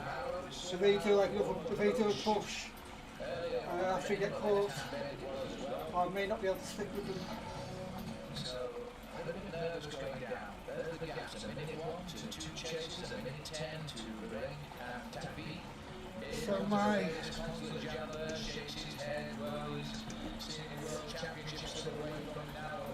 only chance is to keep pushing.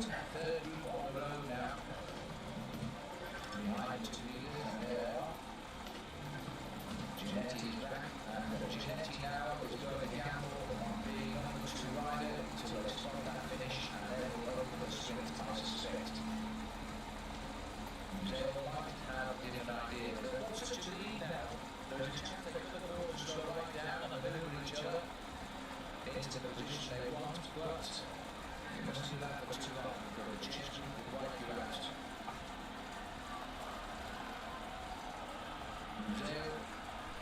Ginetti, I suspect, the 2 respective leaders of the country teams in this year's World Championship. An incredibly successful performance of the former Johan Museeuw, now aiming to finish off a terrific career as a world champion.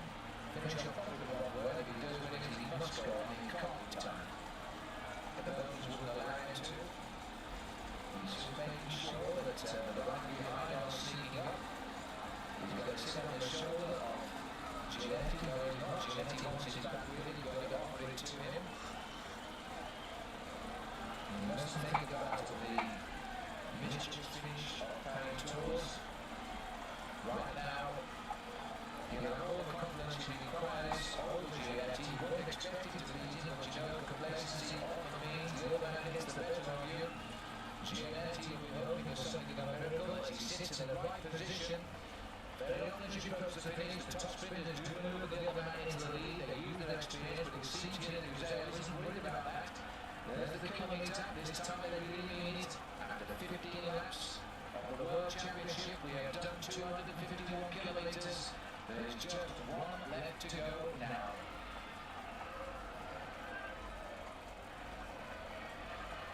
The clock has gone through 6 hours and 22 minutes. They've been in the saddle, so we're going to need 6 hours and 24 minutes to the line. I'll guarantee it. Ginetti has done everything possible. He is such a plucky rider. He's now sitting on the wheel of Museeuw, but nobody sneaks up from behind. And here they come. They're approaching the kilometre. Merckx on the wheel of Bartoli. There might even be a medal here for Axel Merckx as Bartoli's done all the pacemaking. There's the gap. It is that close. It is less than half a minute, I think. But even so, it's not going to work out now.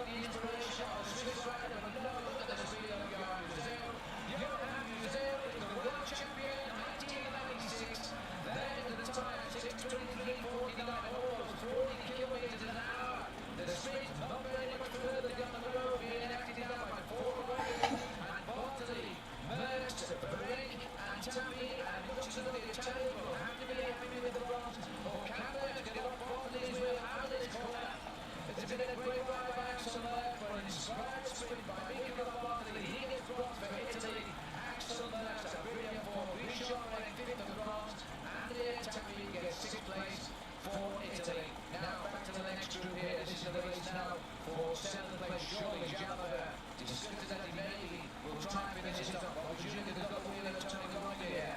Julia continues to become a star of the future as she's now hits the line racing for seventh place.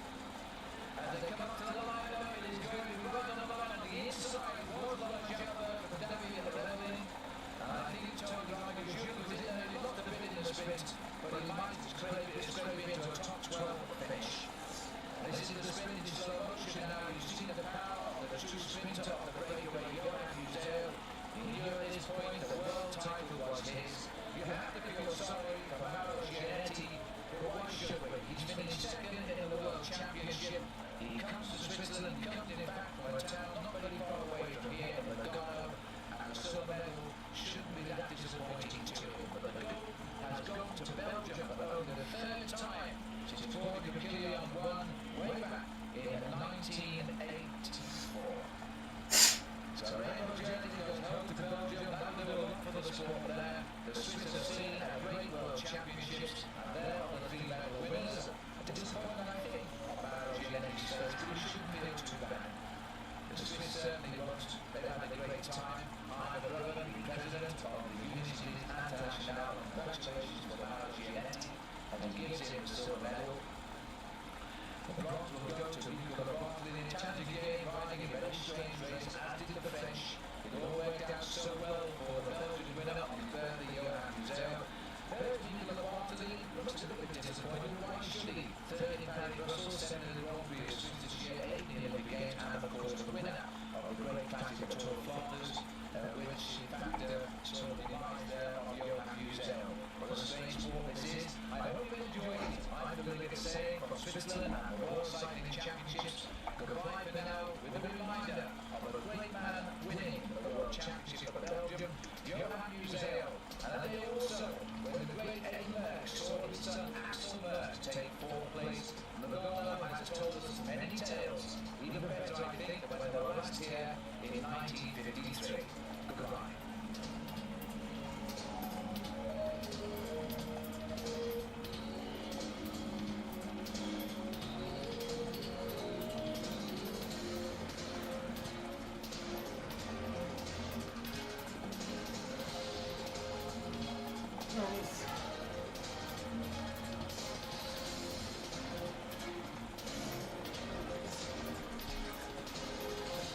Was that 8k to go?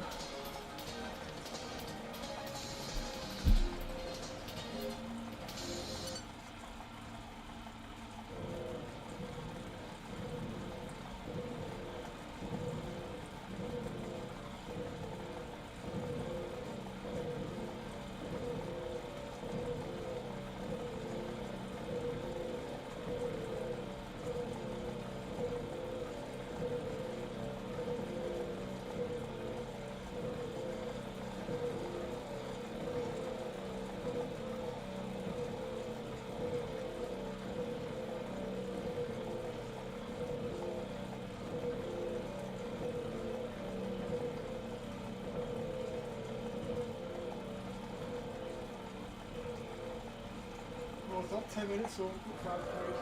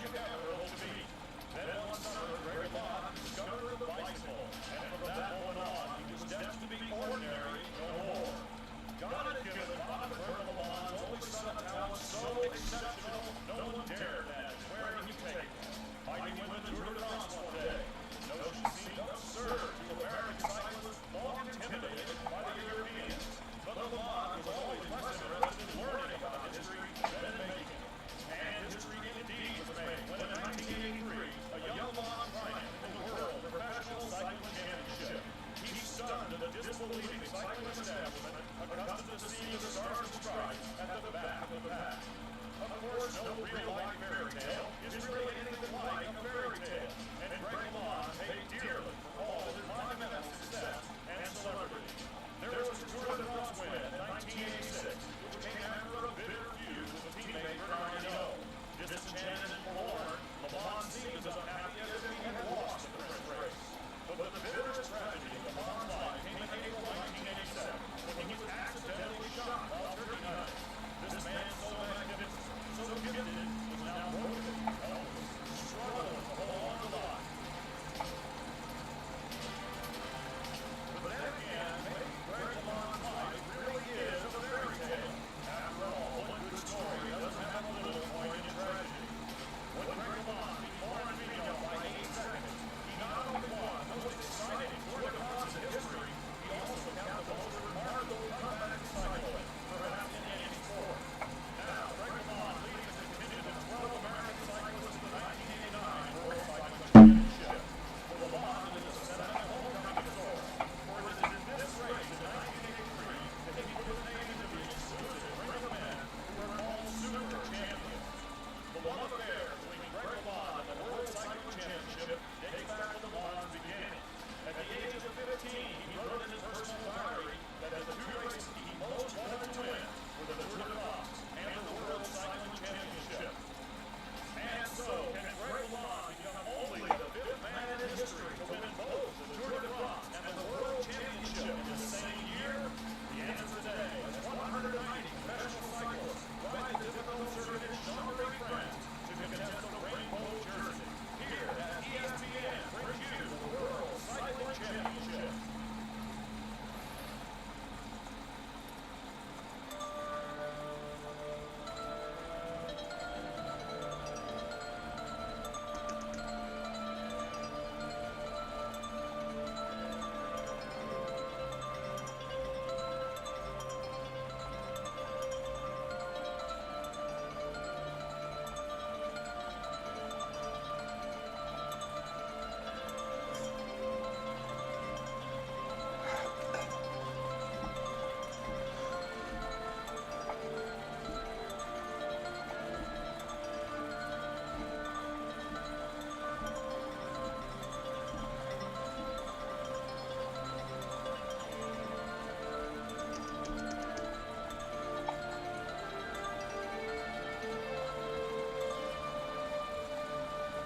This is Chambéry, sitting in the heart of the French Alps, the stage on which the Tour de France is often decided.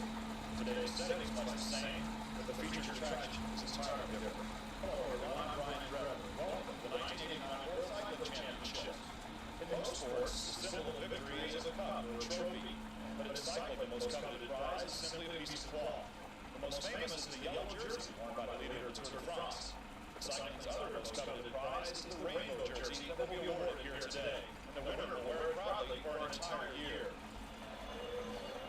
That rainbow jersey has been worn by Italian Maurizio Fondriest for the past year. Today he wears the sky blue of the Italian national team. He is here not by virtue of his results, but only because he is the defending champion. Injured most of this year, he's not expected to be a contender.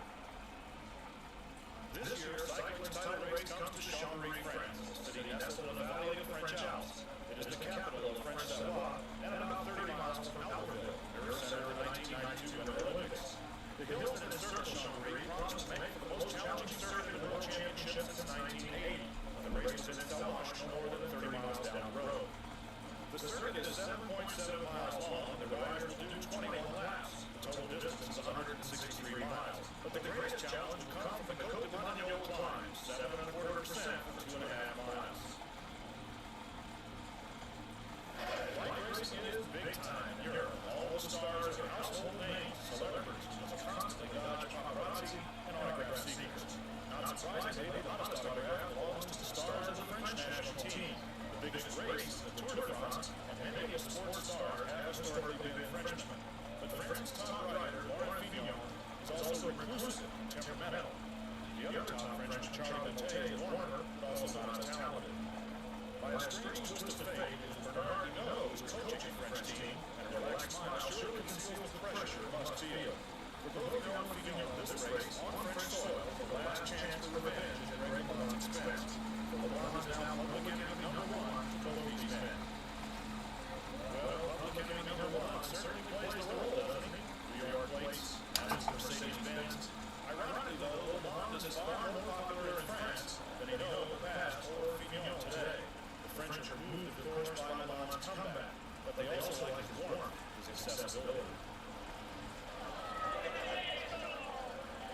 team's president, Sean Reed, certainly is the Italians who take this World Championship closest to heart. This year, their greatest hope is Gianni Bugno. The small Irish team is led by Sean Kelly, great champion who is still looking for his first world title at age 33. Next door to Kelly's somber captain of the bright orange jerseys is the Dutch team, led by Stevie Roach, who finished second at last year's Tour de France.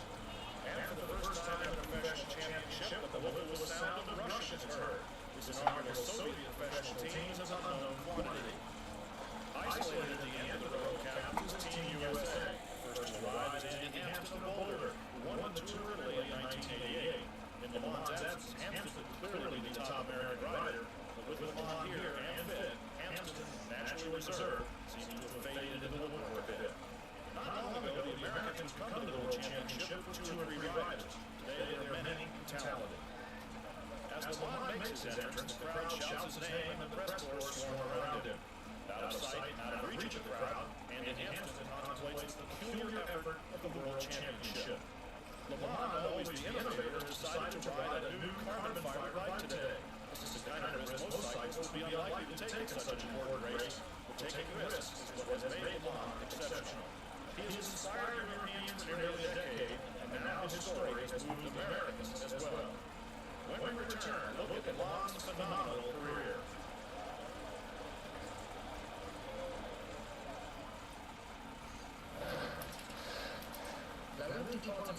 We've lost what, level 7 rider. It's quite an ordinary French secondary road, except that today, the winner of the Tour de France is training on it. That, of course, is American Greg LeMond, all of the miraculous comeback.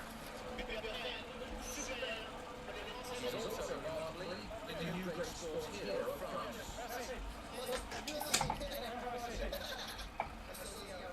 They say the French are a chauvinistic lot, and a strong argument could be made for that claim. But although LeMond being a Frenchman to win the Tour, his story so transcends the trivialities of nationalism that he's revered as if he were himself French. And what an unlikely turn of fortune. And you know, before that, Greg LeMond was always seen as the winner of the 1986 Tour de France, and the Americans stole the Frenchman Bernard Hinault. Okay, I think I'm going to jump on the bike in a second and just change the YouTube video in the background so we get a little bit of a boost first.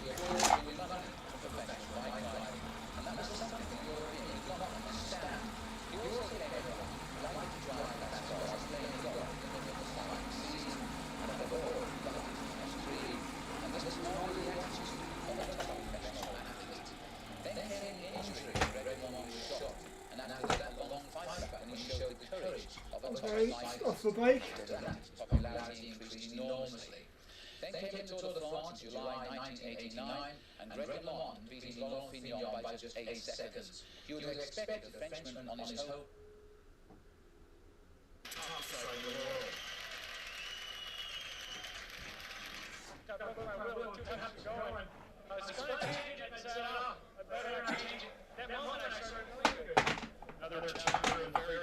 Get back on the bike if we can clip it.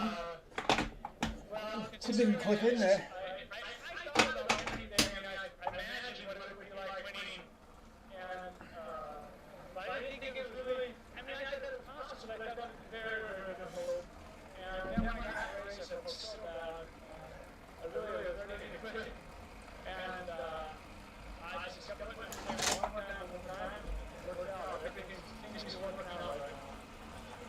Things certainly are working out. Greg LeMond is world champion. The silver medal goes to Dimitri Konishev, bronze to Sean Kelly, and for Fignon, there's a disappointing 6th. And so another chapter in the continuing story of Greg LeMond comes to a close. It's a story that was destined to be something quite extraordinary right from the beginning. But of course, just because his story has been exceptional, hardly means it's anything like a fairy tale many like it to be. Imagine the disappointment of winning the 1986 Tour de France and not being able to enjoy it. Or the injustice of being gunned down in the prime of an athletic career so brilliant it's unlikely to be equal in the foreseeable future. Of course, life's dark moments have a way of being easily swept aside when fortune takes a turn for the better. And now that Greg LeMond is riding high again, and praised so highly by those who reviled him only months ago, let us not forget that perhaps most remarkable about this man is that he never lost the ability to lead himself through the darkest times. For Phil Liggett, I'm Brian Trevor.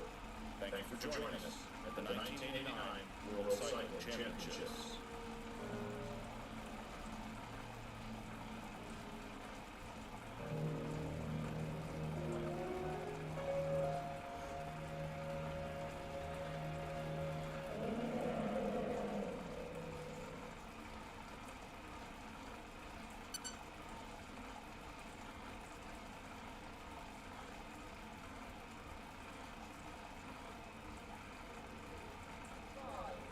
Hello and welcome to our coverage of the final day of racing in 2014 UCI Road World Championships come to you from Pomerania on the west side of Spain, and the first time the World Championships have ever been decided this far west here in Spain. We're about 350 kilometres away from Madrid. And good morning around the world. I'm Louis Victor, and I will be joined today by George Warren. We look here for the last time at the Stelvio castle here, which is a 12th century castle that was built for Grand Master of the Knights Templar, and it was on the use of the war of St. James. And we're building castle here on the way to Stelvio and on the Stelvio. This is a great town to hold the World Championships, so has it ever time to decide since last Sunday when it all began for the two-time trial? And finished today with the elite men road race, so this is the 254.8 kilometres. No team signing in about 10 minutes ago.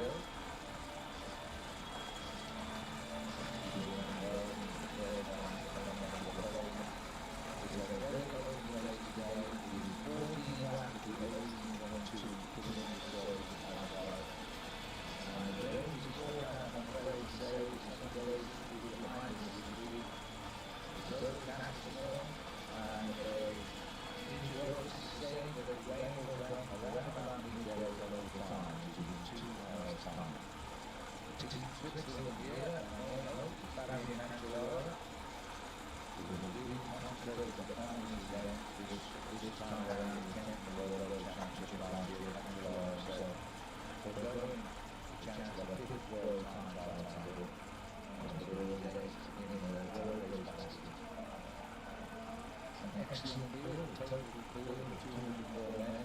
Spain have won no medals yet, but rather hoping this man will supply them with the lower end by Alejandro Valverde of Spain.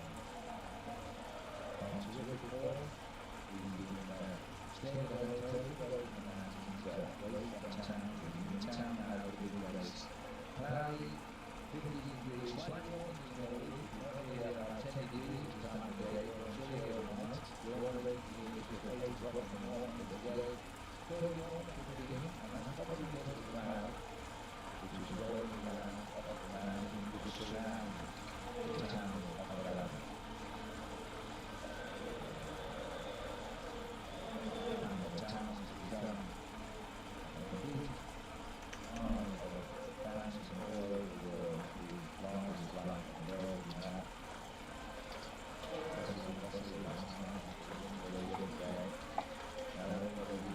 Anticipation, the men sitting on my hand with the sea of the league of the league.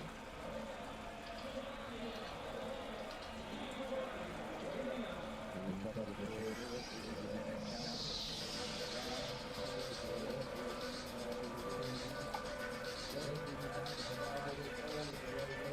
with the different number of laps. This is the 14-lapper. We continue around the circuit in 2 climbs. As we get around towards the end of the lap each time, over the damn wall with that tricky right-hand bend, and then we come down over the Millwall climb and drop back into town. We can say a little bit more about that now. as we now do your animation of the third three-time world champion and Matt Rendell.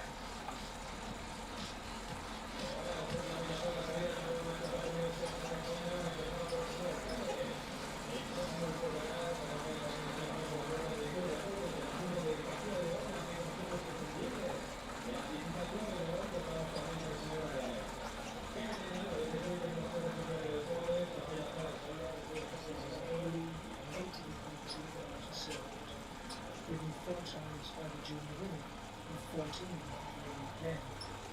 It would have suited a visible fast finisher like 3 times world champion Oscar Freire down to the ground. Yeah, when I saw the circuit, saw the course, I said, oh, it's the best circuit for me, but also the best circuit if you have a really good team to control the race. But it's really difficult to control the race, in my opinion.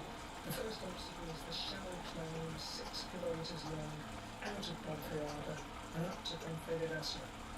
Immediately when you are in the city, you start flying. It's not steep, but when you have over 5% during 260 kilometers, it becomes really hard. The descent from Confederación is winding, steep and cambered. It leads across the dam to the start of the second, much harder climb up to the Mirador, with 2 10% uphill sections. The important moment, the most important moment is just 300 meters to the top. Because if somebody wants to make the difference, is the place to make it. Because after that, if you have 10 seconds or 5 seconds, you can arrive to the finish. The descent from the Mirador is lightning fast, and the crux is a tricky right-hand corner 2 kilometers from the finish line. With probably the steepest gradient of the course, it could be a nightmare in the rain. The final is really difficult. It's really after the climb, it's for sure somebody taking a lot of risk, and you have to follow the front riders. Then the run back into town. You don't have the time to recover. The last 2 kilometers, they will be in line. It's important to have somebody to pull the sprint, but it's also difficult because not so many riders they arrive to the last 300 meters. I think it's difficult to have a look in that part of the race. So. Yes, Oscar Freire there. What a great world champion he was, and won it 3 times. The first time was a total unknown, but we certainly knew about him after that. Well, the last time the World Championship were held in Spain was in Madrid in 2005, and the winner of this race then was the sprinter Tom Bowman. He's been working hard to get himself into shape to repeat this event. He still thinks he has 3 more attempts at this world title before he retires. The defending champion today is the Costa of Portugal. Small team to support him, but then there was a small team to support him last year. Most of the riders of the big nations have got 9 riders on their squad, like the Italians, for example, and the French. But for Portugal, they've only qualified 6 riders for the team of Portugal. Spain have also qualified for 9. The Australians are here. People talk about Simon Gerrans as a possible winner, and indeed former under-23 world champion Michael Matthews. British riders, not too sure who they're backing. There are a lot of people seem to want to support Ben Strict on the British team. And Andre Wright is a great sprinter for Germany, but I don't think this is a good choice for Andre. The Americans too have a realistic chance there, and possibly TJ and Garden. Owen Wilson-Harden. Team Sky now moving to a new team at MTN Quebec next year. And frankly, this is a really open race. At this time of the year, with all of the big competitions over, down to next to the enthusiasm of professional cyclists who started racing in the Santos Tour down under in January, and here we are now coming to the end of September. And there could be plenty of room here today for a surprise. Darrell Entry was suspended during the summer and after proving so illegal or suspect drug test, and he did that. He was completely vindicated and is now in the World Championship and riding on very good form. He's had a long rest and that might be very valuable today. Concentration on Alejandro Valverde, third in the Tour de France. He is in such terrific form. As the countdown commences, the also winner of the Tour de France this year, and the next one will get underway straight on time at 10 o'clock. About 6 hours, 20 minutes, maybe 6.5 hours, depends how they ride these early laps. You know the rain is coming as well, and you know this course will be drenching on the descents in the rain. A lot of challenges will be on the day today. The F Road Race brings to a close these championships with 12 world champions to be crowned, but we started a week ago with the team time trial events. And the no big hose to rush away, that's for sure. 254 states kilometers. It's a massive field of 204 riders.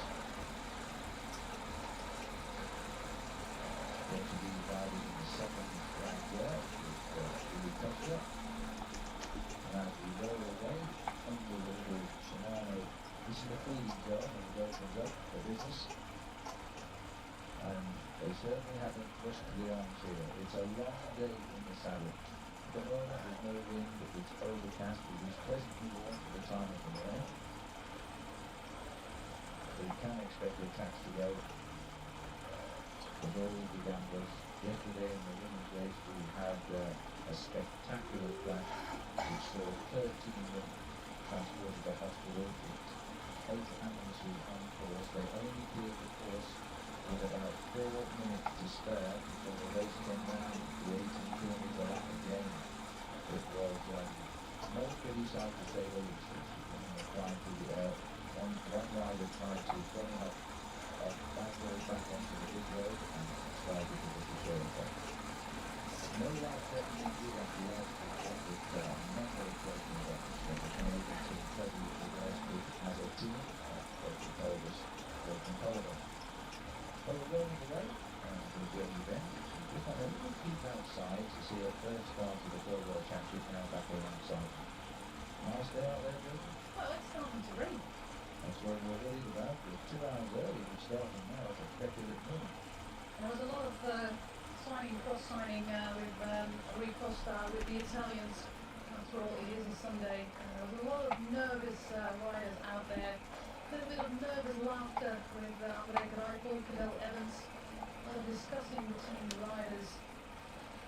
And we're off. We're off, and this sadly the last World Championship for 2 Jamaican players in the world of cycling over the years. Cadel Evans announced his retirement a couple of days ago to the press here in Ponferrada. He will retire just after the start of next season. He's still around the Team PMC when he has retired, but he'll start as a racing cyclist next year because he chose to say his goodbyes in Australia, his home country, and in effect in his home state of Victoria, because he has a new race next year. The Cadel Evans race on the Great Ocean Road on February the 1st. There will also be a World Class Women's race as well. And the other rider who's going to say goodbye today is the rider that was Team David Moore, the other Jordan rider of Tour de France.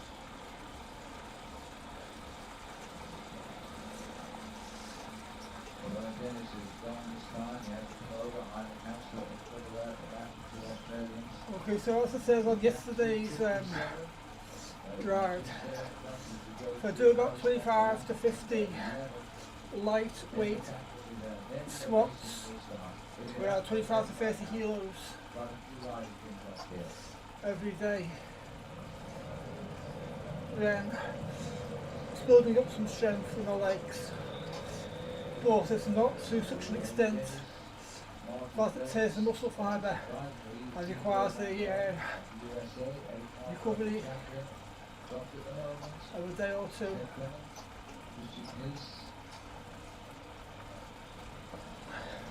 Same goes for Reichel, Lars Sperlinger, Germans, and Niemiec and Botman. So that extra racing of the legs seems to be helping out somewhat. I'm pretty surprised that they already lost a guy like Bomber and Niemic. Those are strong riders, but maybe the Polish team did a little bit too much.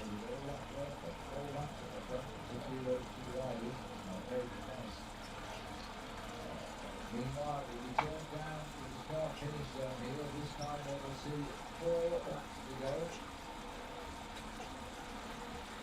72 kilometers. Okay, so I'm going to coast on the air green coming up.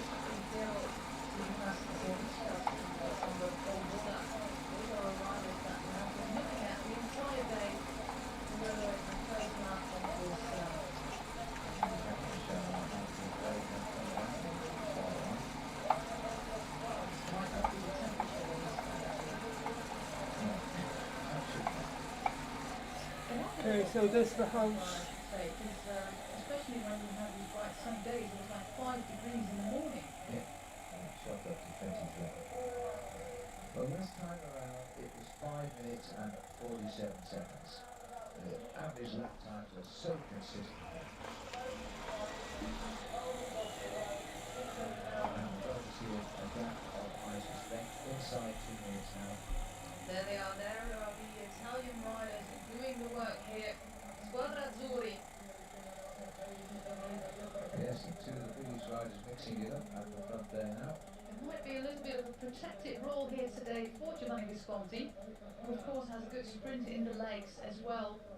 Greg van Avermaet is sitting there with his teammates, Stefan Marco, Philippe Joubert, they're all there for Belgium. And there comes Bauke Mollema for the Netherlands. And there's Fabio leading the chase now. What a season he's had. And it's not going to stop yet. He continues to drive on the ground. No sign of Vincenzo Nibali at the moment, who went down all the way at the beginning of this race, landed on his left hip, the same hip that he came down on in the Pedale Verasini only a week ago, and that was already more room for Nibali. I'm quite curious to see if we're going to see him. But the Belgians have come out in full force, the Brits are there, the Dutch are there, now we are having a bike race on our hands. Well, now they're going, and we're clearly called all the time. The riders at the back of the race going off the back and not returning. As the gap goes through, 2 minutes and 12 seconds is what we're saying now, is the official time gap. 2:12 it is, and the names Cancellara are still very much up amongst the leaders there. So too Romain Bardet, Philippe Gilbert, Simon Gillens is there. These riders right at the sharp end of the peloton here. This time as they climb away, there could be some decision. Nibali is amongst the first 40, joining his teammate Manuel Quinziago. So Nibali is still very well up there. If they like to be so, getting some more water on board, some more food on board. And these riders are not particularly enjoying the rain, especially if you've got white cycling.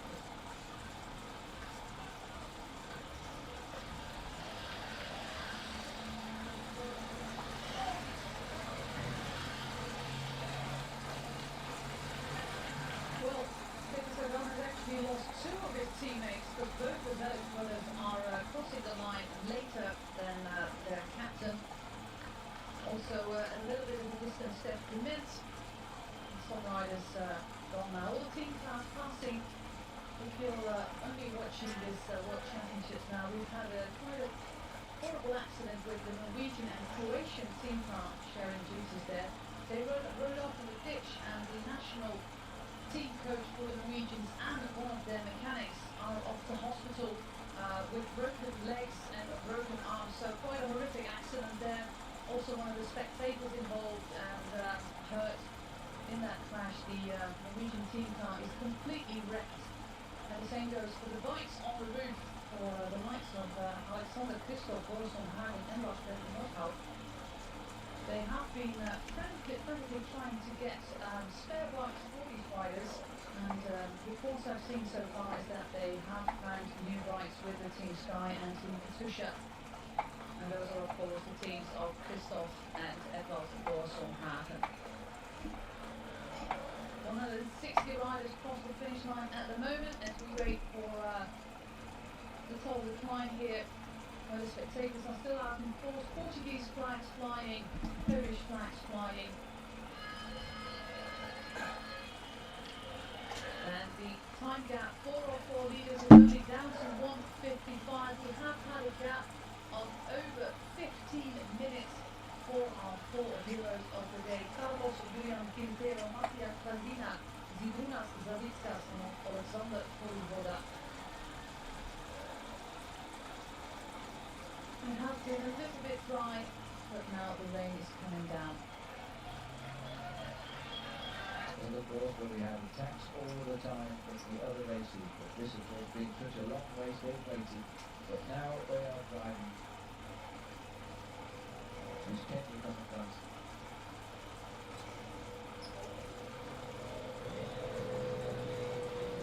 And a little bit more evidence on what he said here as well. They'll come over the top. Be careful on this way down now, Kenny. You against Sparky. The Americans are losing quite a few riders at the moment, with Fox being distanced. Also, Andrew Talansky, Kiel Reiner not in the main pack anymore.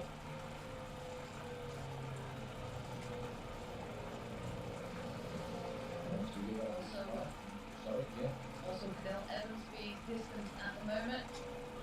No, he's in the main pack and on 34. That wasn't really. I'm sorry. Cadel is there.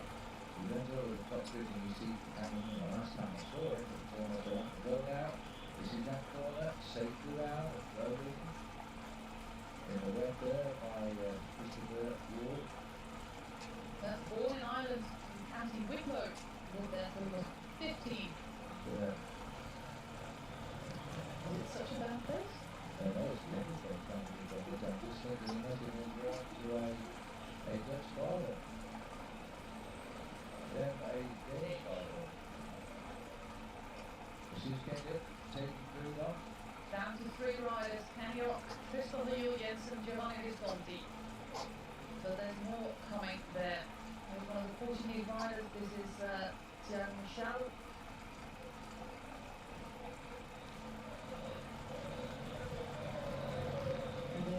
Very cautiously taking that turn where we already saw some riders go down in the other races. But luckily we haven't had big crashes so far, apart from the pretty horrific car crash by the Norwegian team car. Attack by Germany. Attack by Germany. There are three Spanish riders in that group as well.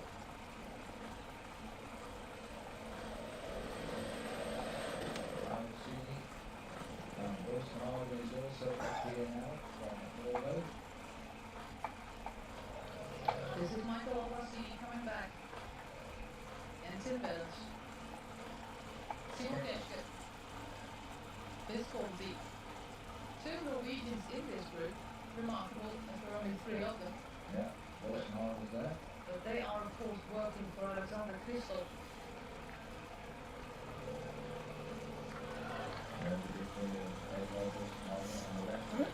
So we've got 12 minutes to go. And gets it, smoking the beer. Luckily for him, it has been proved in the wind tunnel that having a beer does not affect your aerodynamic. So he's keeping the beer. Beers are getting quite predominant in the peloton, with Dan Cravens as being the beers of them all. But even Tom Bowman is doing the beer thing right now. And I saw remember that even doing a little bit of a mustache this morning. Now 10 seconds at the moment. They try to put this matter back to rights here. We've got 7 riders, I think. Peloton regrouping on the line here.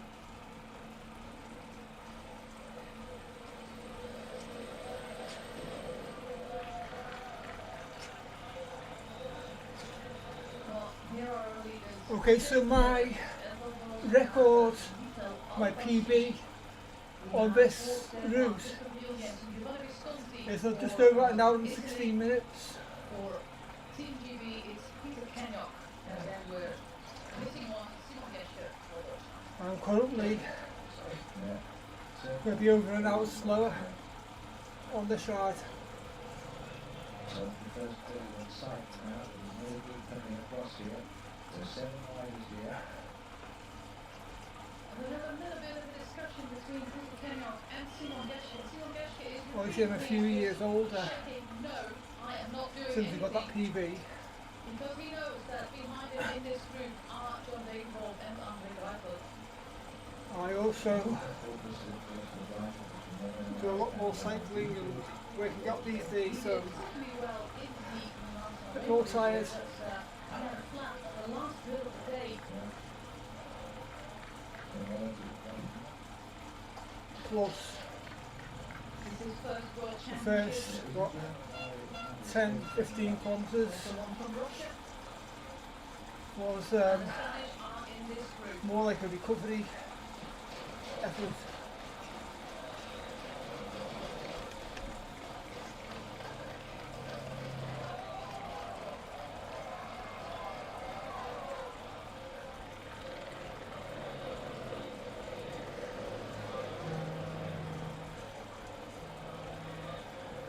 Tony Martin bridges to this group as they'll set for Monaco.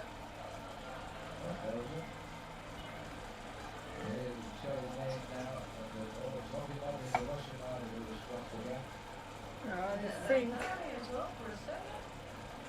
As Rory Soden leads the chase here with Adam Hansen. we're only about 1,000 metres left. I'm going to take it easy and get close. It doesn't matter now if I come first or last, because if I carry on moving now, even at like a zone 1 or 2, I'm going to come first no matter what. So I'm going to take a break for the final 500 metres.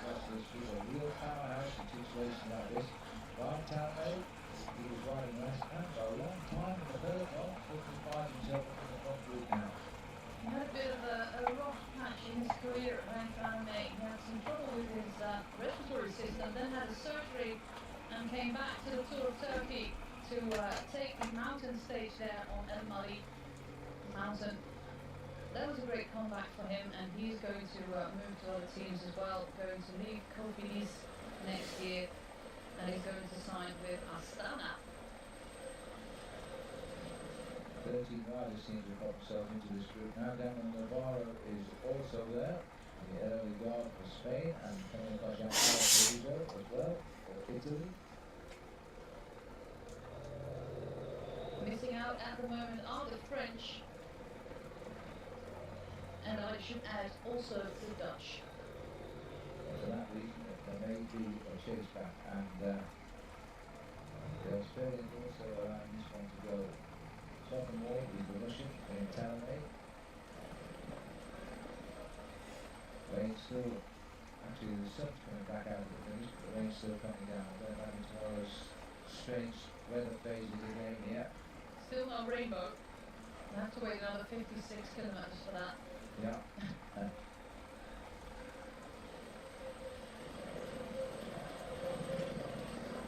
Nice to see that Edvard Bosenhagen is looking for the move. Well, this is Tony Martin. And who else descending like that?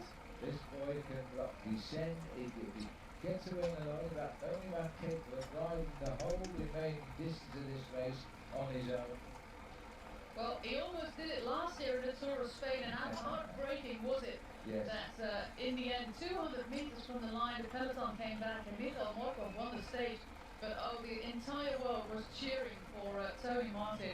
He lost his crown in the World Time Trial Championships to Bradley Wiggins, but of course he can still do a mean race here in Spain. Well, he's come off the There's the game now. He's taking us around to the end of the lap. There'll be 3 laps left to go. Tony Martin is one of the men, and he's really helping his team by causing a total distraction here. Most Martin is back in the British balance. British Martin maybe his Peter Kenya, the British national champion. Most Martin driver looking over his shoulder. Kenya brings through the gap. Martin looking very relaxed. What a turn it could be. Tony Martin lost his world time champion and in the same championships became the world record race. There's the chasing group. We have Giovanni Visconti, Gianpaolo Caruso, Simon Geschke, Peter Canio, Tim Vellens, Stefan Marke. This is the lone leader at the moment. He's massive there, he's sweating.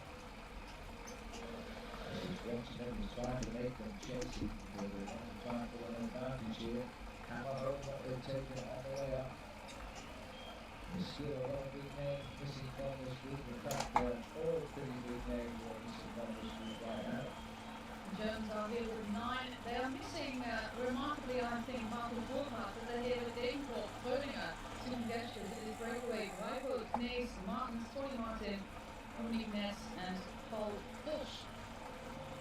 No relation to. Martin's gone through. With the chasing him at 8 seconds. 12 riders. Next group coming through here. Gap going out to the middle. Martin in now. And they go through. Martin exactly. The Australian slightly further damage. Adam Hansen there. Along with Matthew Hayden. Right, just go with this slightly steeper segment. So to the British man and all their favourites, then Swift is in there. Down entry. Warren Bogey. With Crosby all in that chase group. They're most likely to. And they have 3 laps to go to the finish. And Tony Martin just keeping the pressure on here now. Well, this might be an early move for John Davenport, though there has been a little bit of doubt to his form after the hugely successful Tour of Spain, where he won 5 stages. He was admitted to hospital with lymph nodes swollen to golf balls, as he said himself. He had to go on antibiotics, IV, and was in hospital for a few days. Said that he was not going to play a role in this final today, but the Germans have other cars to play, and I think Andre Greipel is one of them. Been on good form recently, and yeah, he could be one of them to play here. Well, the one guy that everyone is concerned about right now is Tony Martin. The time trial thing, even though he has lost his time in the Bradley Wiggins that chose to go directly home and won in his championship. And this year Tony Martin has won 10 races and 7 of them on time trials. All the way at the back at the moment. 35 seconds, a real split there. Average speed. Might be coming together here. Average speed going towards 39 k/h. That brings us to the predicted race schedule with a finish around 4:30 local time. About 45 minutes left of racing.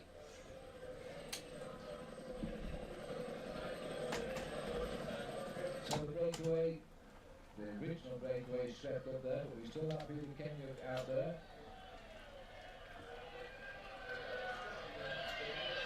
And he's trying to get up to this man, Giovanni Visconti. Visconti could do with a bit of help, I think.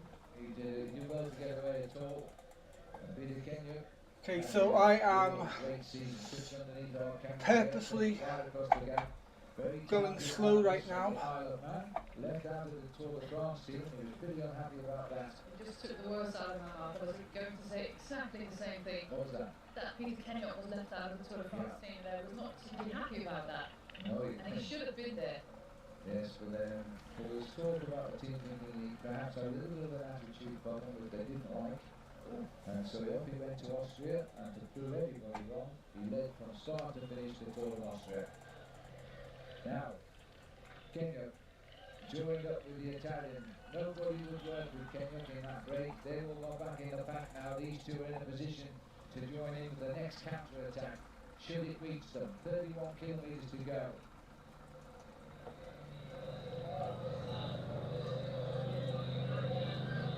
Still nothing in it. This is the part where the softeners go on as we start this long climb.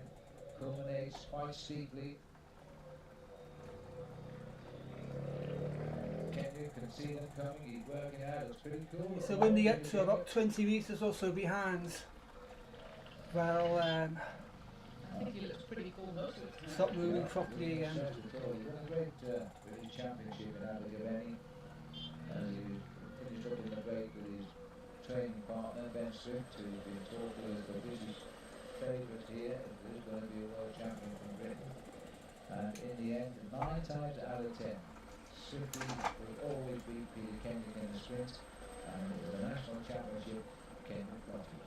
Well, sometimes there's little presence at national championships, and I'm not saying it happened in Abergavenny, but it did happen. It did happen in Spain, where Alejandro Valverde just handed over the national title to Johnny Zaguirre. Basically to say, Okay, so here you go, I said it doesn't have matter that jersey this year. what position I Just come in really now. starting- It's the fact that I slowed down. Suspicious lady. No, but it- They were carried on, I it's would have in finished by now. finishes, come on, that was a clear present. The pro snatching a bottle there in the field, still in this main pack here. These are the two leaders. Still trying to reorganize the chase.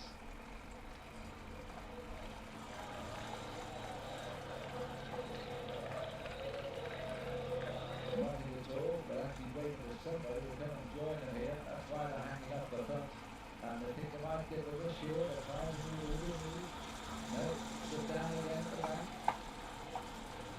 That's not left by Russia at the moment. Russia don't have a great many riders left in this group. They have Trofimov, they have Chernetsky. They might have a little chance doing something of a sprint, but Well, I cannot believe how many riders are going to consider contesting the finish of this race. At the moment, we're into the last 30 kilometres, and that's what we've got. we have word that Daniel Martin is dropping from this group as well as Del Evans.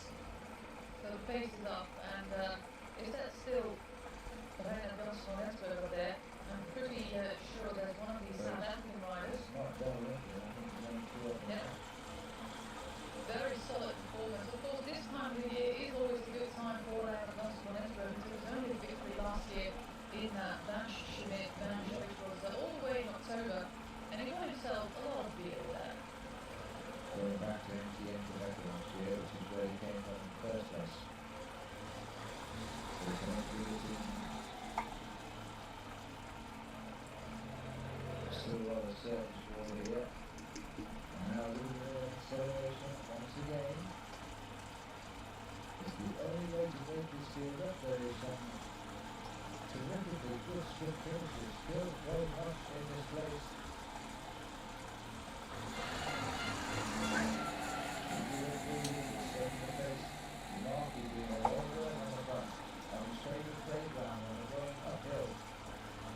Little reaction from the Spanish team there, Cohen. The Spanish need to do something. Haven't done a pretty great deal up to now. The Italians are going to counter that attack. They see the danger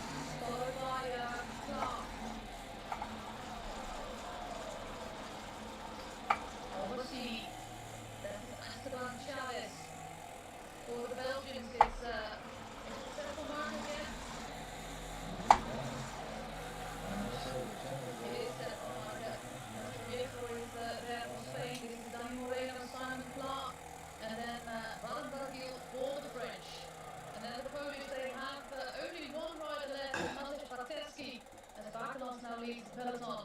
Only Okay, Mats well, left for Kwiatkowski. that'll do. All there for the Belgian, Son Dumoulin. Swift has gone through there, gritting his teeth. Cancellara still there. That was So too is the defending that was a pretty easy win. very, very strong. Not a bad defense I even there at the moment. took a few Waiting to breaks. see how all of this flurry of attacks over these last laps work out, because the riders are only getting a few seconds. If the next time out at this point, a few seconds will really count. Kirienka surely on the descent will come up to Anderson, Gauthier and Marquis. We head now down towards the bell this time, the end of a long day in the saddle, which started just 6 hours ago. Well, Nibali has not been dropped. He is in this first group. As still is Sonny Colbrelli. Do not forget that name, Sonny Colbrelli. Peter Sagan is there as it comes to sprinters. Same goes for Daryl Impey. Tony Galopin still holding his ground. Looking a little bit further for John Degenkolb. Michael Matthews is in that first group as well. And Hansen managed to return to it. Reinhard Janssen van Rensburg still there for South Africa. But the descent telling now, stretching out to nearly 1 minute. And Nasser Bouhanni just holding on to that group all the way at the back. But he's holding on this time, he won't be taking part in the sprint next. I don't think. No, it's going to be very tough. 50 seconds the gap. Racing down now on this very quick descent into the last 2 kilometres of the stage next time around. About a month ago, I said John Degenkolb, but that was after his fantastic first win in the Vuelta. I said there's no doubt in my mind that John Degenkolb was going to win this World Championships. He came over that mountain in 22nd position, just ahead of Philippe Joubert and Tom Boonen. Well, that's great company to be in, two guys that already have a world title to their name. And after the win of Jonas Borgelo, after the win in the junior time trial by Leonard Kammer, after the time trial World Championships by Elisa Bernal, the Germans have another very big chance here with John Degenkolb. First we've got to catch these three who are doing pretty well out there. They lost a couple of seconds of their advantage. Peloton coming downhill. Marquis, Gauthier, Anderson. All safely around that right sweeper there through the S's. And of course Alexander Kristoff also still in that first group. This is going to be a very exciting last lap around this circuit in Ponferrada. That's why he's still ahead of the Peloton, but not by very much now. I'm not working, says Gauthier. Well, Valgren wants to work, but Gauthier is absolutely doing nothing. If you see him taking over this group, you see that there's nothing to it, and Valgren Anderson takes over immediately. The thing is that Gauthier can't work, he just hasn't got it. He's hanging on at the moment. Kirienka coming through now. This man will work. This is a real strong addition to the break. They do well to let him come through. And Marquis taking a good look who is coming across, and Basil Kirienka, look at him, he's fully down now. 6 hours they've been racing now. 1 lap to go, the bell this time. Only for the fact of Basil Kirienka, to see him smile, I would love to have him on the podium. I've never in my life seen Basil Kirienka smile. There's always that same serious, focused look on his face on the bike, and he's a workhorse. He does so many, he does such a great job for Team Sky, for Froome and for Wiggins as well. There we are, 1 lap to go. There's still a lot of cyclists in this World Championship hunt at the moment, but they've got to bring these three back. Marquis, Gauthier, Anderson, and Kirienka now getting across the gap. The Peloton are in the home straight, Phil, at the moment. They are at about 400 metres to go. Just pick off the front of that Peloton too as they try to go. Chavez is still there, Simon Clark is still up there for Australia, but they're for them this time. Same goes for Sepp Marker. It's Castro Viejo for the Spanish, Albacini for the Swiss, and Dani Moreno for the Spanish. They are looking at each other, and the peloton is led by Maciej Paterski for Poland, Paul Martens there for Germany, and Daniele Benatti as well. 10 spaces this time through any one of these riders to win the World Championship, and they know it. Albacini pushing on in that group, but they're not going to hold off the peloton this time. I I don't think he can hand out bottles at the moment, but Yeah, he can, but not the next one, up the hill. Well, they're going to sweep up those little groups that have got away up the climb, but can they contain the attacks on the next time up the climb now? Nobody will feel safe taking all of these riders down to the finish, and these are the four leaders up front: the Marquis, Gautier, Anderson, and Kirienka. Well, the Marquis got the strength of the Italian team to block for him behind. They won't react to this. They've got a man in a situation here, and the Marquis is a very strong man on the hills. Bottle there for Cyril Gauthier. He might rue that he didn't take one. I'm just thinking though that Kirienka, how many times has he been in a win situation like this and it hasn't happened? Well, it doesn't happen a lot for domestiques to win, but when they do, it makes it all the sweeter. And just for the fact of seeing a smile on Vasil Kirienka's face. No, to put the World Champions jersey on and ride in Team Sky, or they'll feel that it's a good peloton after 40 seconds. Now we've got Alexander Anderson on the front there. Did this on the stage of the Vuelta de España. He really gritted his teeth over the climb. They couldn't get rid of him and he won the day. It's over for them. Well, it's foreshortened. It's still 12 seconds, that gap, and Gautier just hangs on. The little limpet at the back there, locked in. He offers no help at all. He just cannot lift the ante at all, Gautier, sitting there. More firepower from the Belgians now. They are going to help out. Honestly, I've never seen the Belgians ride quite so well for a long time. They're riding very well, the Belgians today. One rider left for Ireland. I think it's Roach. It's Roach, it's Nicholas Roach down there on the far left, I think. And where's Peter Sagan? Well, one more second if it comes to the GPS now, but we're going to see them on our intermediate timing very soon. And then we're going to fly down towards the downhead for the last time, and then onto the Mirador. Once over the Mirador, if they've got this sort of a gap, It's all or nothing. they can take it to the finish. The Italians done a good job, but now reinforced. This is a little flick up the hill now. This is where it's steepest. This is where somebody must really try and kick away. Here are four leaders: Alessandro De Marchi for Italy, Vasily Kirienka for Belarus, Michael Fogren Andersen for Denmark, and Cyril Gauthier for France. But Gauthier seems to be cooked and has been for quite a few kilometres now. Very tenacious rider, I'll give him that. As he hangs on at the back here. Waiting for the 250 kilometre to the top of the Mirador, the next check. 8 seconds, race radio says the gap in between these four. You can see Gauthier looking. Who is still there for my team, for Les Bleus? Now this is the run down, and it's going to have to take some risks as they race down towards the crossing of the downhead. The peloton will take risks, as they must do. 8 seconds the gap now, they're coming. It's going to become the battle of the Mirador climb to decide the championship, it appears. This is the last S's before they go over the down wall. In the distance there, Gauthier just making sure they can see the way around. The Marquis in second wheel. Still Kirienka. They're saying it's 6 seconds now as they get round the corner. These four have got round safely, but 6 seconds absolutely nothing.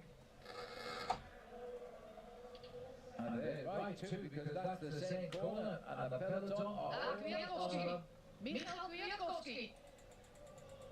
well, he's playing his cards, and this is why they made the move. This is a good moment, It must Phil. feel good. Well, if they're all fully extended, yes, it is a good moment, but he's taking the gamble here to go alone. 6.8 kilometres to go. He's got to catch the boys up front as well. Very exciting this is. Who is going to take the rainbow jersey home? Rui Costa wore it for a year. Who's going to be its new wearer? Yesterday was Pauline Ferrand-Prévot winning the women's race. She did that in a sprint of a reduced group. which came together a kilometre out, and we could be in a similar situation in Marquis. Too much watching in this group, as Kwiatkowski has reached the 5 leaders now, but the peloton is straight there, led by the Spanish. He's going to just take the lead better, and I think jump on And the go again. centre. He's got to try. He's got to try. Second overall in the recent Tour of Britain, so he's got the form. He led the race for a couple of days. He has been over-raced this year by his team, Kwiatkowski, but he, like you said, refound the form just ahead of his World Championships. So these riders are sensing that it won't be a route sprint. They're trying to open these gaps. Especially too much. This is the steep climb now up the Mirador, but it's only very short, and the peloton are bringing, I can't believe it, some 55 riders toward the finish here. Look at the face of Kwiatkowski now in the colours of Poland instead of his Omega Formula quick step. He launches the pressure here, 5.8 to go. Michael Volker and Anderson, Alessandro De Marchi, the only ones to follow at the moment. Anderson the only one able to hang on, and he's not, because the elastic is stretched here. This is the big 2-0 win for Poland. And what a result it will be after the work of the Polish riders all day. And they're virtually all out of the race now. They've left it to Kwiatkowski. Only Maciej Paterski is there at the front of the bunch, but we see an attack from Spain. Now, Kwiatkowski is suffering, but he is an active bike rider. He knows how to. this day of the race, He knows how to go down on that descent. He has very good bike skills. 5.4 kilometres to become the first ever Polish winner of the World Elite Championship. The whole field sweeping up the rest of the race here now. 18 seconds he's pulled out. Is he stealing the thunder of the Spanish, the Australians, the Italians? They're going to have to start chasing now. Well, the Spanish only have one rider there at the first, at the front of the peloton, and nobody's doing anything. And this is a great move, and it was a fantastic moment decided by Michał Kwiatkowski. Is this what it is? Who's made the move?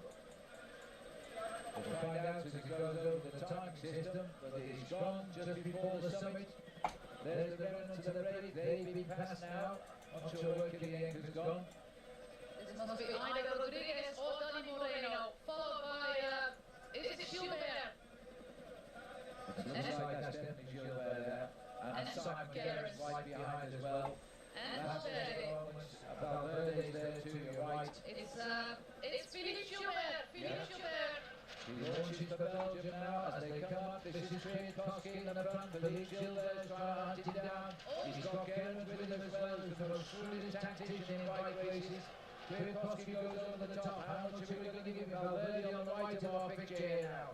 Greg van Avermaet just trying to hold on there, but it's Valverde, Gerrans, Philippe Gilbert, Well, I'll tell you what, and Roma, Rui Costa. the proximity here of the other riders, you can tell Bahani has just gone through in 10th place. Well, they gave him 10th here, but whatever, he's still right there. And I'll tell you, if they take him down to the finish, then I think it'll be job done in the sprint. Also for France is Tony Galopin, and the world champion is up there. But first we have a leader, and his name is Michał Kwiatkowski. And what a tribute this would be to the team that rode the heart out for about 6 laps on the front to keep everything together for this man. And he certainly played his card to try and do as best he can. This is our chase group with Simon Gerrans, with Philippe Gilbert, with Alejandro Valverde. Gilbert just bounds on the pressure here. He's giving Kwiatkowski now 14 seconds on the course. Now, is the Danish side, is he still Valverde? He's kept in the attack. But I haven't got any at all just at the moment. But there's no doubt who this man is. And this is Kwiatkowski trying to steal the show on the last lap. Well-timed attack. Dry roads to run down back into Montferrada to bring an end to week of World Championship cycling. Valverde is the line in Spain. Galopin coming back. Greg van Avermaet looking, there he is. Philippe Gilbert, he's been a world champion before. This is a course for him. He knew it was. Matti Breschel is there for Denmark. Marty Breschel, winner of the Tour of Luxembourg this year. At the back, there's still that little group trying to get onto the tail here. This will put John Denfeld back in with a chance of a sprint win. Also Michael Matthews, but this group trying to spoil it for them now as they push it down towards the last couple of kilometres of the race. Philippe Gilbert, Alejandro Valverde, the two riders here leading the chase. Gerrans just got gapped a little bit there. But still leading, Michał Kwiatkowski. Oh, a little bit of a speed wobble, but he's come off that bend, clips the barriers, drives towards the finish. This will be the most emphatic of victories if he can get it. Valverde revving up here now. Followed by Philippe Gilbert. Also, Tony Galopin is there for France. Galopin is the Frenchman, he's had a great season. Maillot jaune in the Tour de France, stage winner. Oh, they're coming in fast now, but still led by Poland by Michał Kwiatkowski after 6.5 hours of racing. This is the gap. It looks from this distance though it might well be enough. They're just over a kilometre and a bit from the finish here. Kwiatkowski that little bit closer. The face of Gilbert here. There's no thought of Gilbert saving anything for the sprint. He is riding his heart out to keep this race together. And the man who could well finish up the winner will be Tony Galopin. There's Kwiatkowski, he's heading for the kilometre side, the pack are reforming, but the camera force shortens the lengths here. Gilbert grits his teeth, Galopin is in this group as well. For France in the dark colours, it's been his season this year, Valverde's dropped to the back, he's going to have to jump sooner or later. This is desperately close, they're just under the second from the end of the red ground, Adamant. Simon Gerrans, the opportunist who wins only big races, that Australian, and he's right there.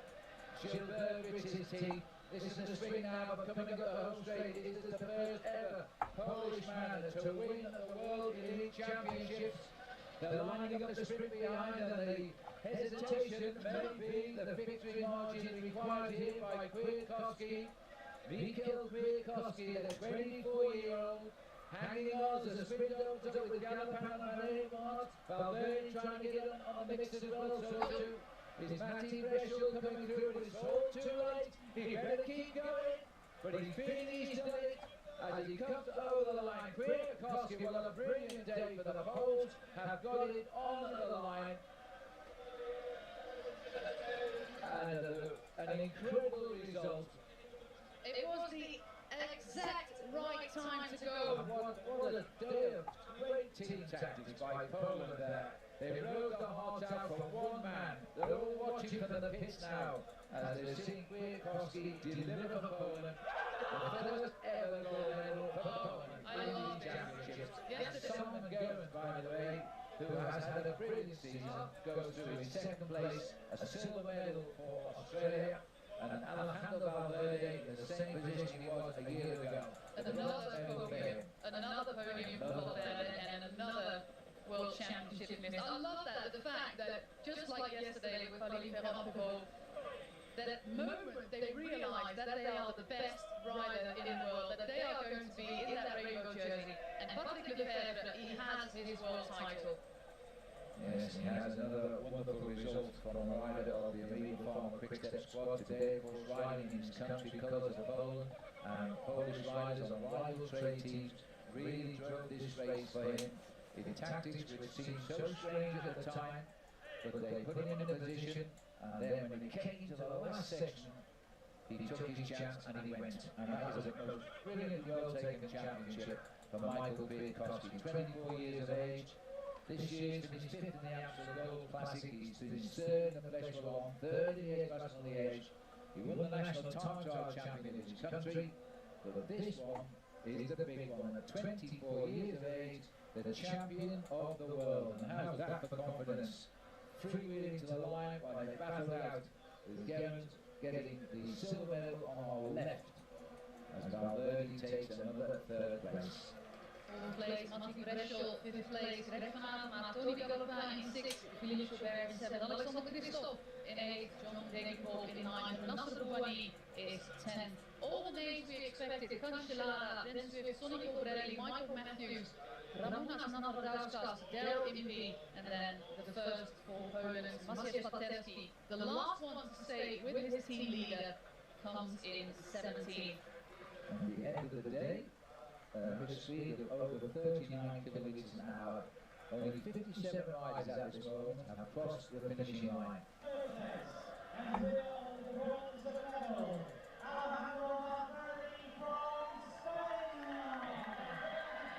Very popular man here in Spain. He's had a great season, but I'm afraid he's on the podium in his fourth, third place finishing his championships. He's also had 2 silvers as well. Doesn't seem too disappointed, I must say, Amanda Valverde. Well, he Still smiling. just said, I did what I came out to do here, that was to get a medal for Spain.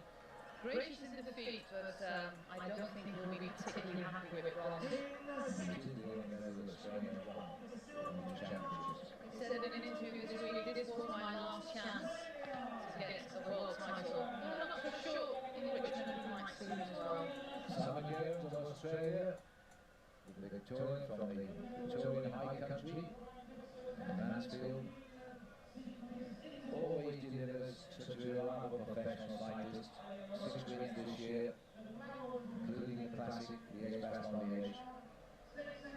Came here as a favourite to win because of his 2 wins in Canada just a couple of weeks ago, the Quebec Grand Prix and Montreal Grand Prix. 2nd place to Games.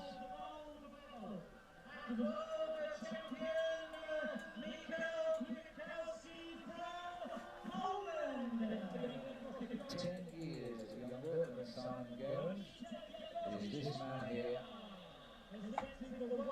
Mikhail Pitkovsky receives his rainbow jersey from Brian Cookson, the president of the Union Cities Internationale, and the rain now coming down rather heavily. Zbigniew finished 2nd in Plouay back in the year 2000 for Poland. This man's got the title for the country.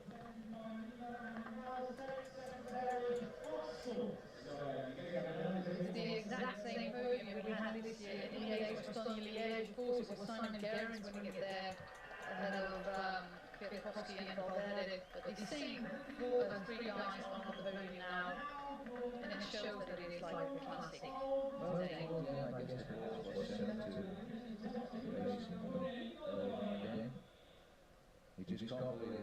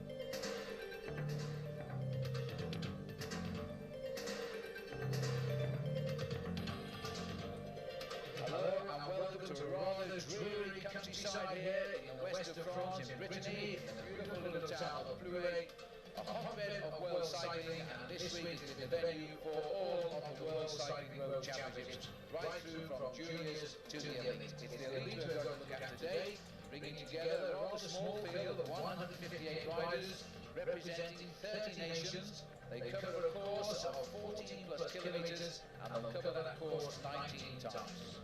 This course, Phil, many of these riders know because it's based on the same course as the Grand Prix of Plouay, the race is the West of France, which was won this year by Michele Bartoli. But the French will all be cheering for their own country today. There's Richard Virenque on the start line, and it will be certainly a great festival of cycling. Show any signs of the woody he must be feeling, because he's in court very shortly in Lille when the Festina affair will reach its climax. There is the president of the World Cycling Body, the UCI, waiting for the OK from the timekeeper, Hein Verbruggen, and he's about to fire the gun, and away they go, 158 riders. The field has never been as big as it was pre the holding of these World Championships towards the end of August, first week of September, and even today there are big names missing, like Jan Ullrich, the Olympic champion, is not here, neither is Alex Zülle, there are only two, and of course Lance Armstrong, but he has always said he wouldn't come. He's always been very much against the World Championships in the latter part of the season, and it really does restrict, Phil, the number of places in the world where they can hold the World Championships, because in the northern part of Europe, as we go towards the end of October, we really will face wintry conditions. Hardly seems a year ago in Verona when Oscar Freire, the Spanish rider who started on the front of the bunch there, became the world champion. It was a surprise, but since then he's notched 9 wins, so he's a well-known rider in the peloton now. On that occasion he beat Marcus de Berg and Jean-Cyril Robin of France. The field then will by tradition start slowly and build up, and the survivors, well, they'll fight out the race for the rainbow jersey. On a course like this, I would expect this race to get blown to pieces towards the end, because this is a very difficult course. Although only 14 kilometres around, it really is the repetitive nature of these slopes on the climbs here at Clouet which will blow the race to pieces. And as always, we can expect the big rivalries to come between France and Italy.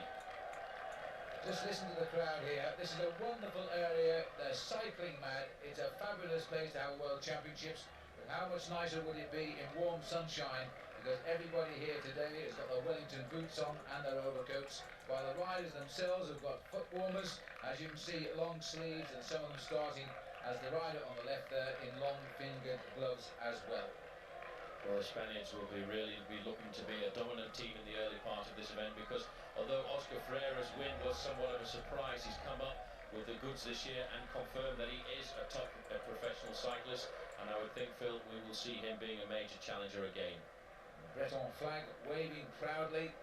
This is their course, and many of the people here are coming to watch all of the top cyclists fight out the world title here. They come every year to watch the top riders ride in the Grand Prix Clouet and enjoy the spectacle, but I suggest in warmer conditions. But even so, the best bike riders now before them as they head out towards the big circuit. Now these pictures are taken at the start earlier today. We're now going to pick up the action. A breakaway of 9 has gone away at 60 kilometres on the 4th circuit. The Polish team are chasing. We're approaching 10 laps to go.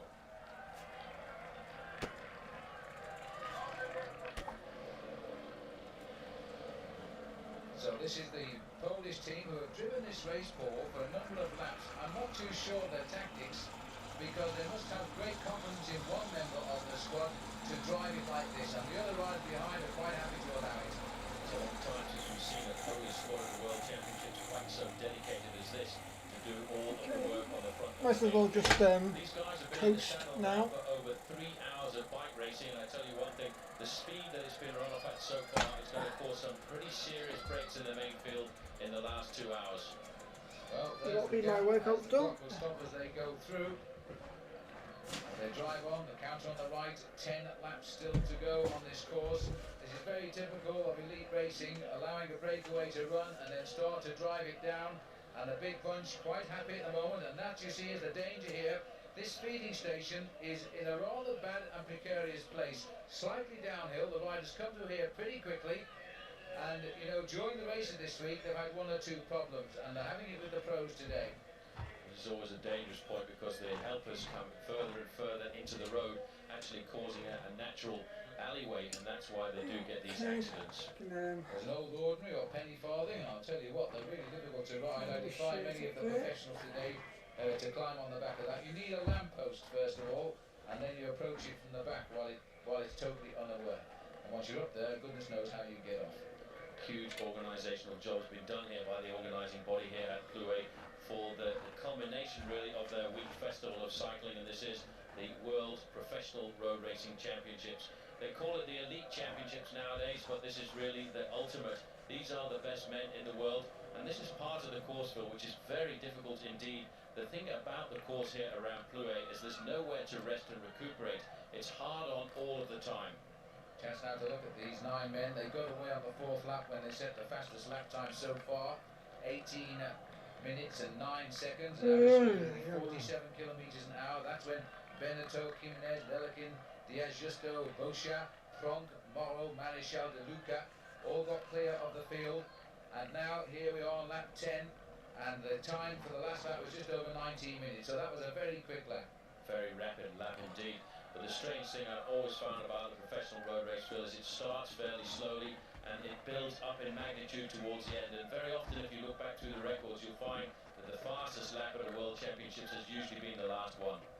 And despite the conditions here, the crowd all the way around the circuit. Just take a look at the mud on the side of the road. People who have been camping here have been paddling their way to the fence, I think.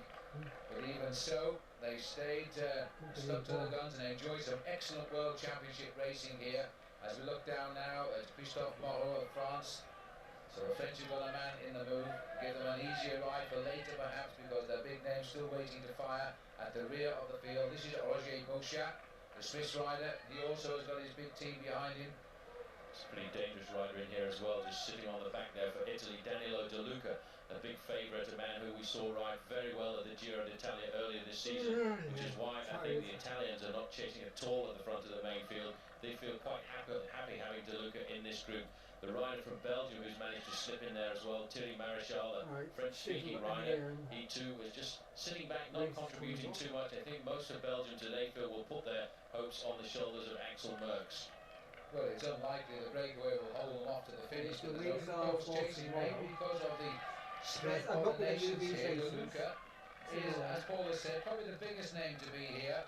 He was trying so hard to pull on the Maglia Rosa of the Giro d'Italia this year. He got himself up in the end for the stage win, and he got the second overall, but he never quite got the jersey before he gave it all up. But he's had 6 wins now this season, and a real up-and-coming star of the future. There he is. He's only just over 24 years of age. He's one of those cocky riders who knows what his talent is, and is prepared to show it to the world. Certainly is a great bike rider. He was hoping to ride well at the Olympic road race as well, but he was put into a second position, really, looking after his teammates Michele Bartoli and Paolo Bettini. They were the ones in the action, but you can see the crowd is absolutely magnificent, and there's a lot of pressure still being put on the front of that main field filled by the Polish squad. And I can only really think of one name, and that must be Zbigniew Spruk, a man who has been very consistent so far this year in the one-day races, and they may well feel that today is the day that he can bring themselves to World Championships. It actually takes me back to probably, I would say, the 70s, looking at the strong Polish amateur team that used to dominate the races, riders like Ryszard Sukowski, who were absolutely magnificent, and it's really not since then that we've seen a dominant Polish team at the World Championships. Absolutely right, but the days of the old Iron Curtain is gone now, thank heavens. These riders are now free to be professional cyclists as well, as they set the pace. This is a Danish rider on the front here, by the way. These are the poles, slightly different colour pattern. And I think Paul is right. There's only one name that we would contemplate being a world champion by the end of the day, and that is Zbigniew Spruk. He rides 110, and significant enough, he's not in this pacemaking group here, so he has made them chase it down. And very typically professional riding, they're allowing the poles, they know they've got a plan of course, but they're allowing them to bring back this breakaway if they can. It is coming down, whether it's coming down quick enough, it's 4 minutes 18 the last time check we got. It almost certainly will come down, because these guys are making a concerted effort on the front. This is the very typical part of the course of having come through the start-finish line. You then head out on the large circuit, 14 kilometres around, and this part of the course, if you're sitting near the back of the main field, it is very difficult indeed, because there's always the acceleration and deceleration into these corners, and that's why even at a World Championships level, it's so much easier to ride in the first 20-25 places. Well, in the Espoirs race on that bend, we've just seen it come round. The heart was in the mouth of some of the riders because they completely misjudged it. Back up with the leaders now as they head under that start-finish banner again. Massive crowd cheering them on, clapping to keep warm as much as anything else.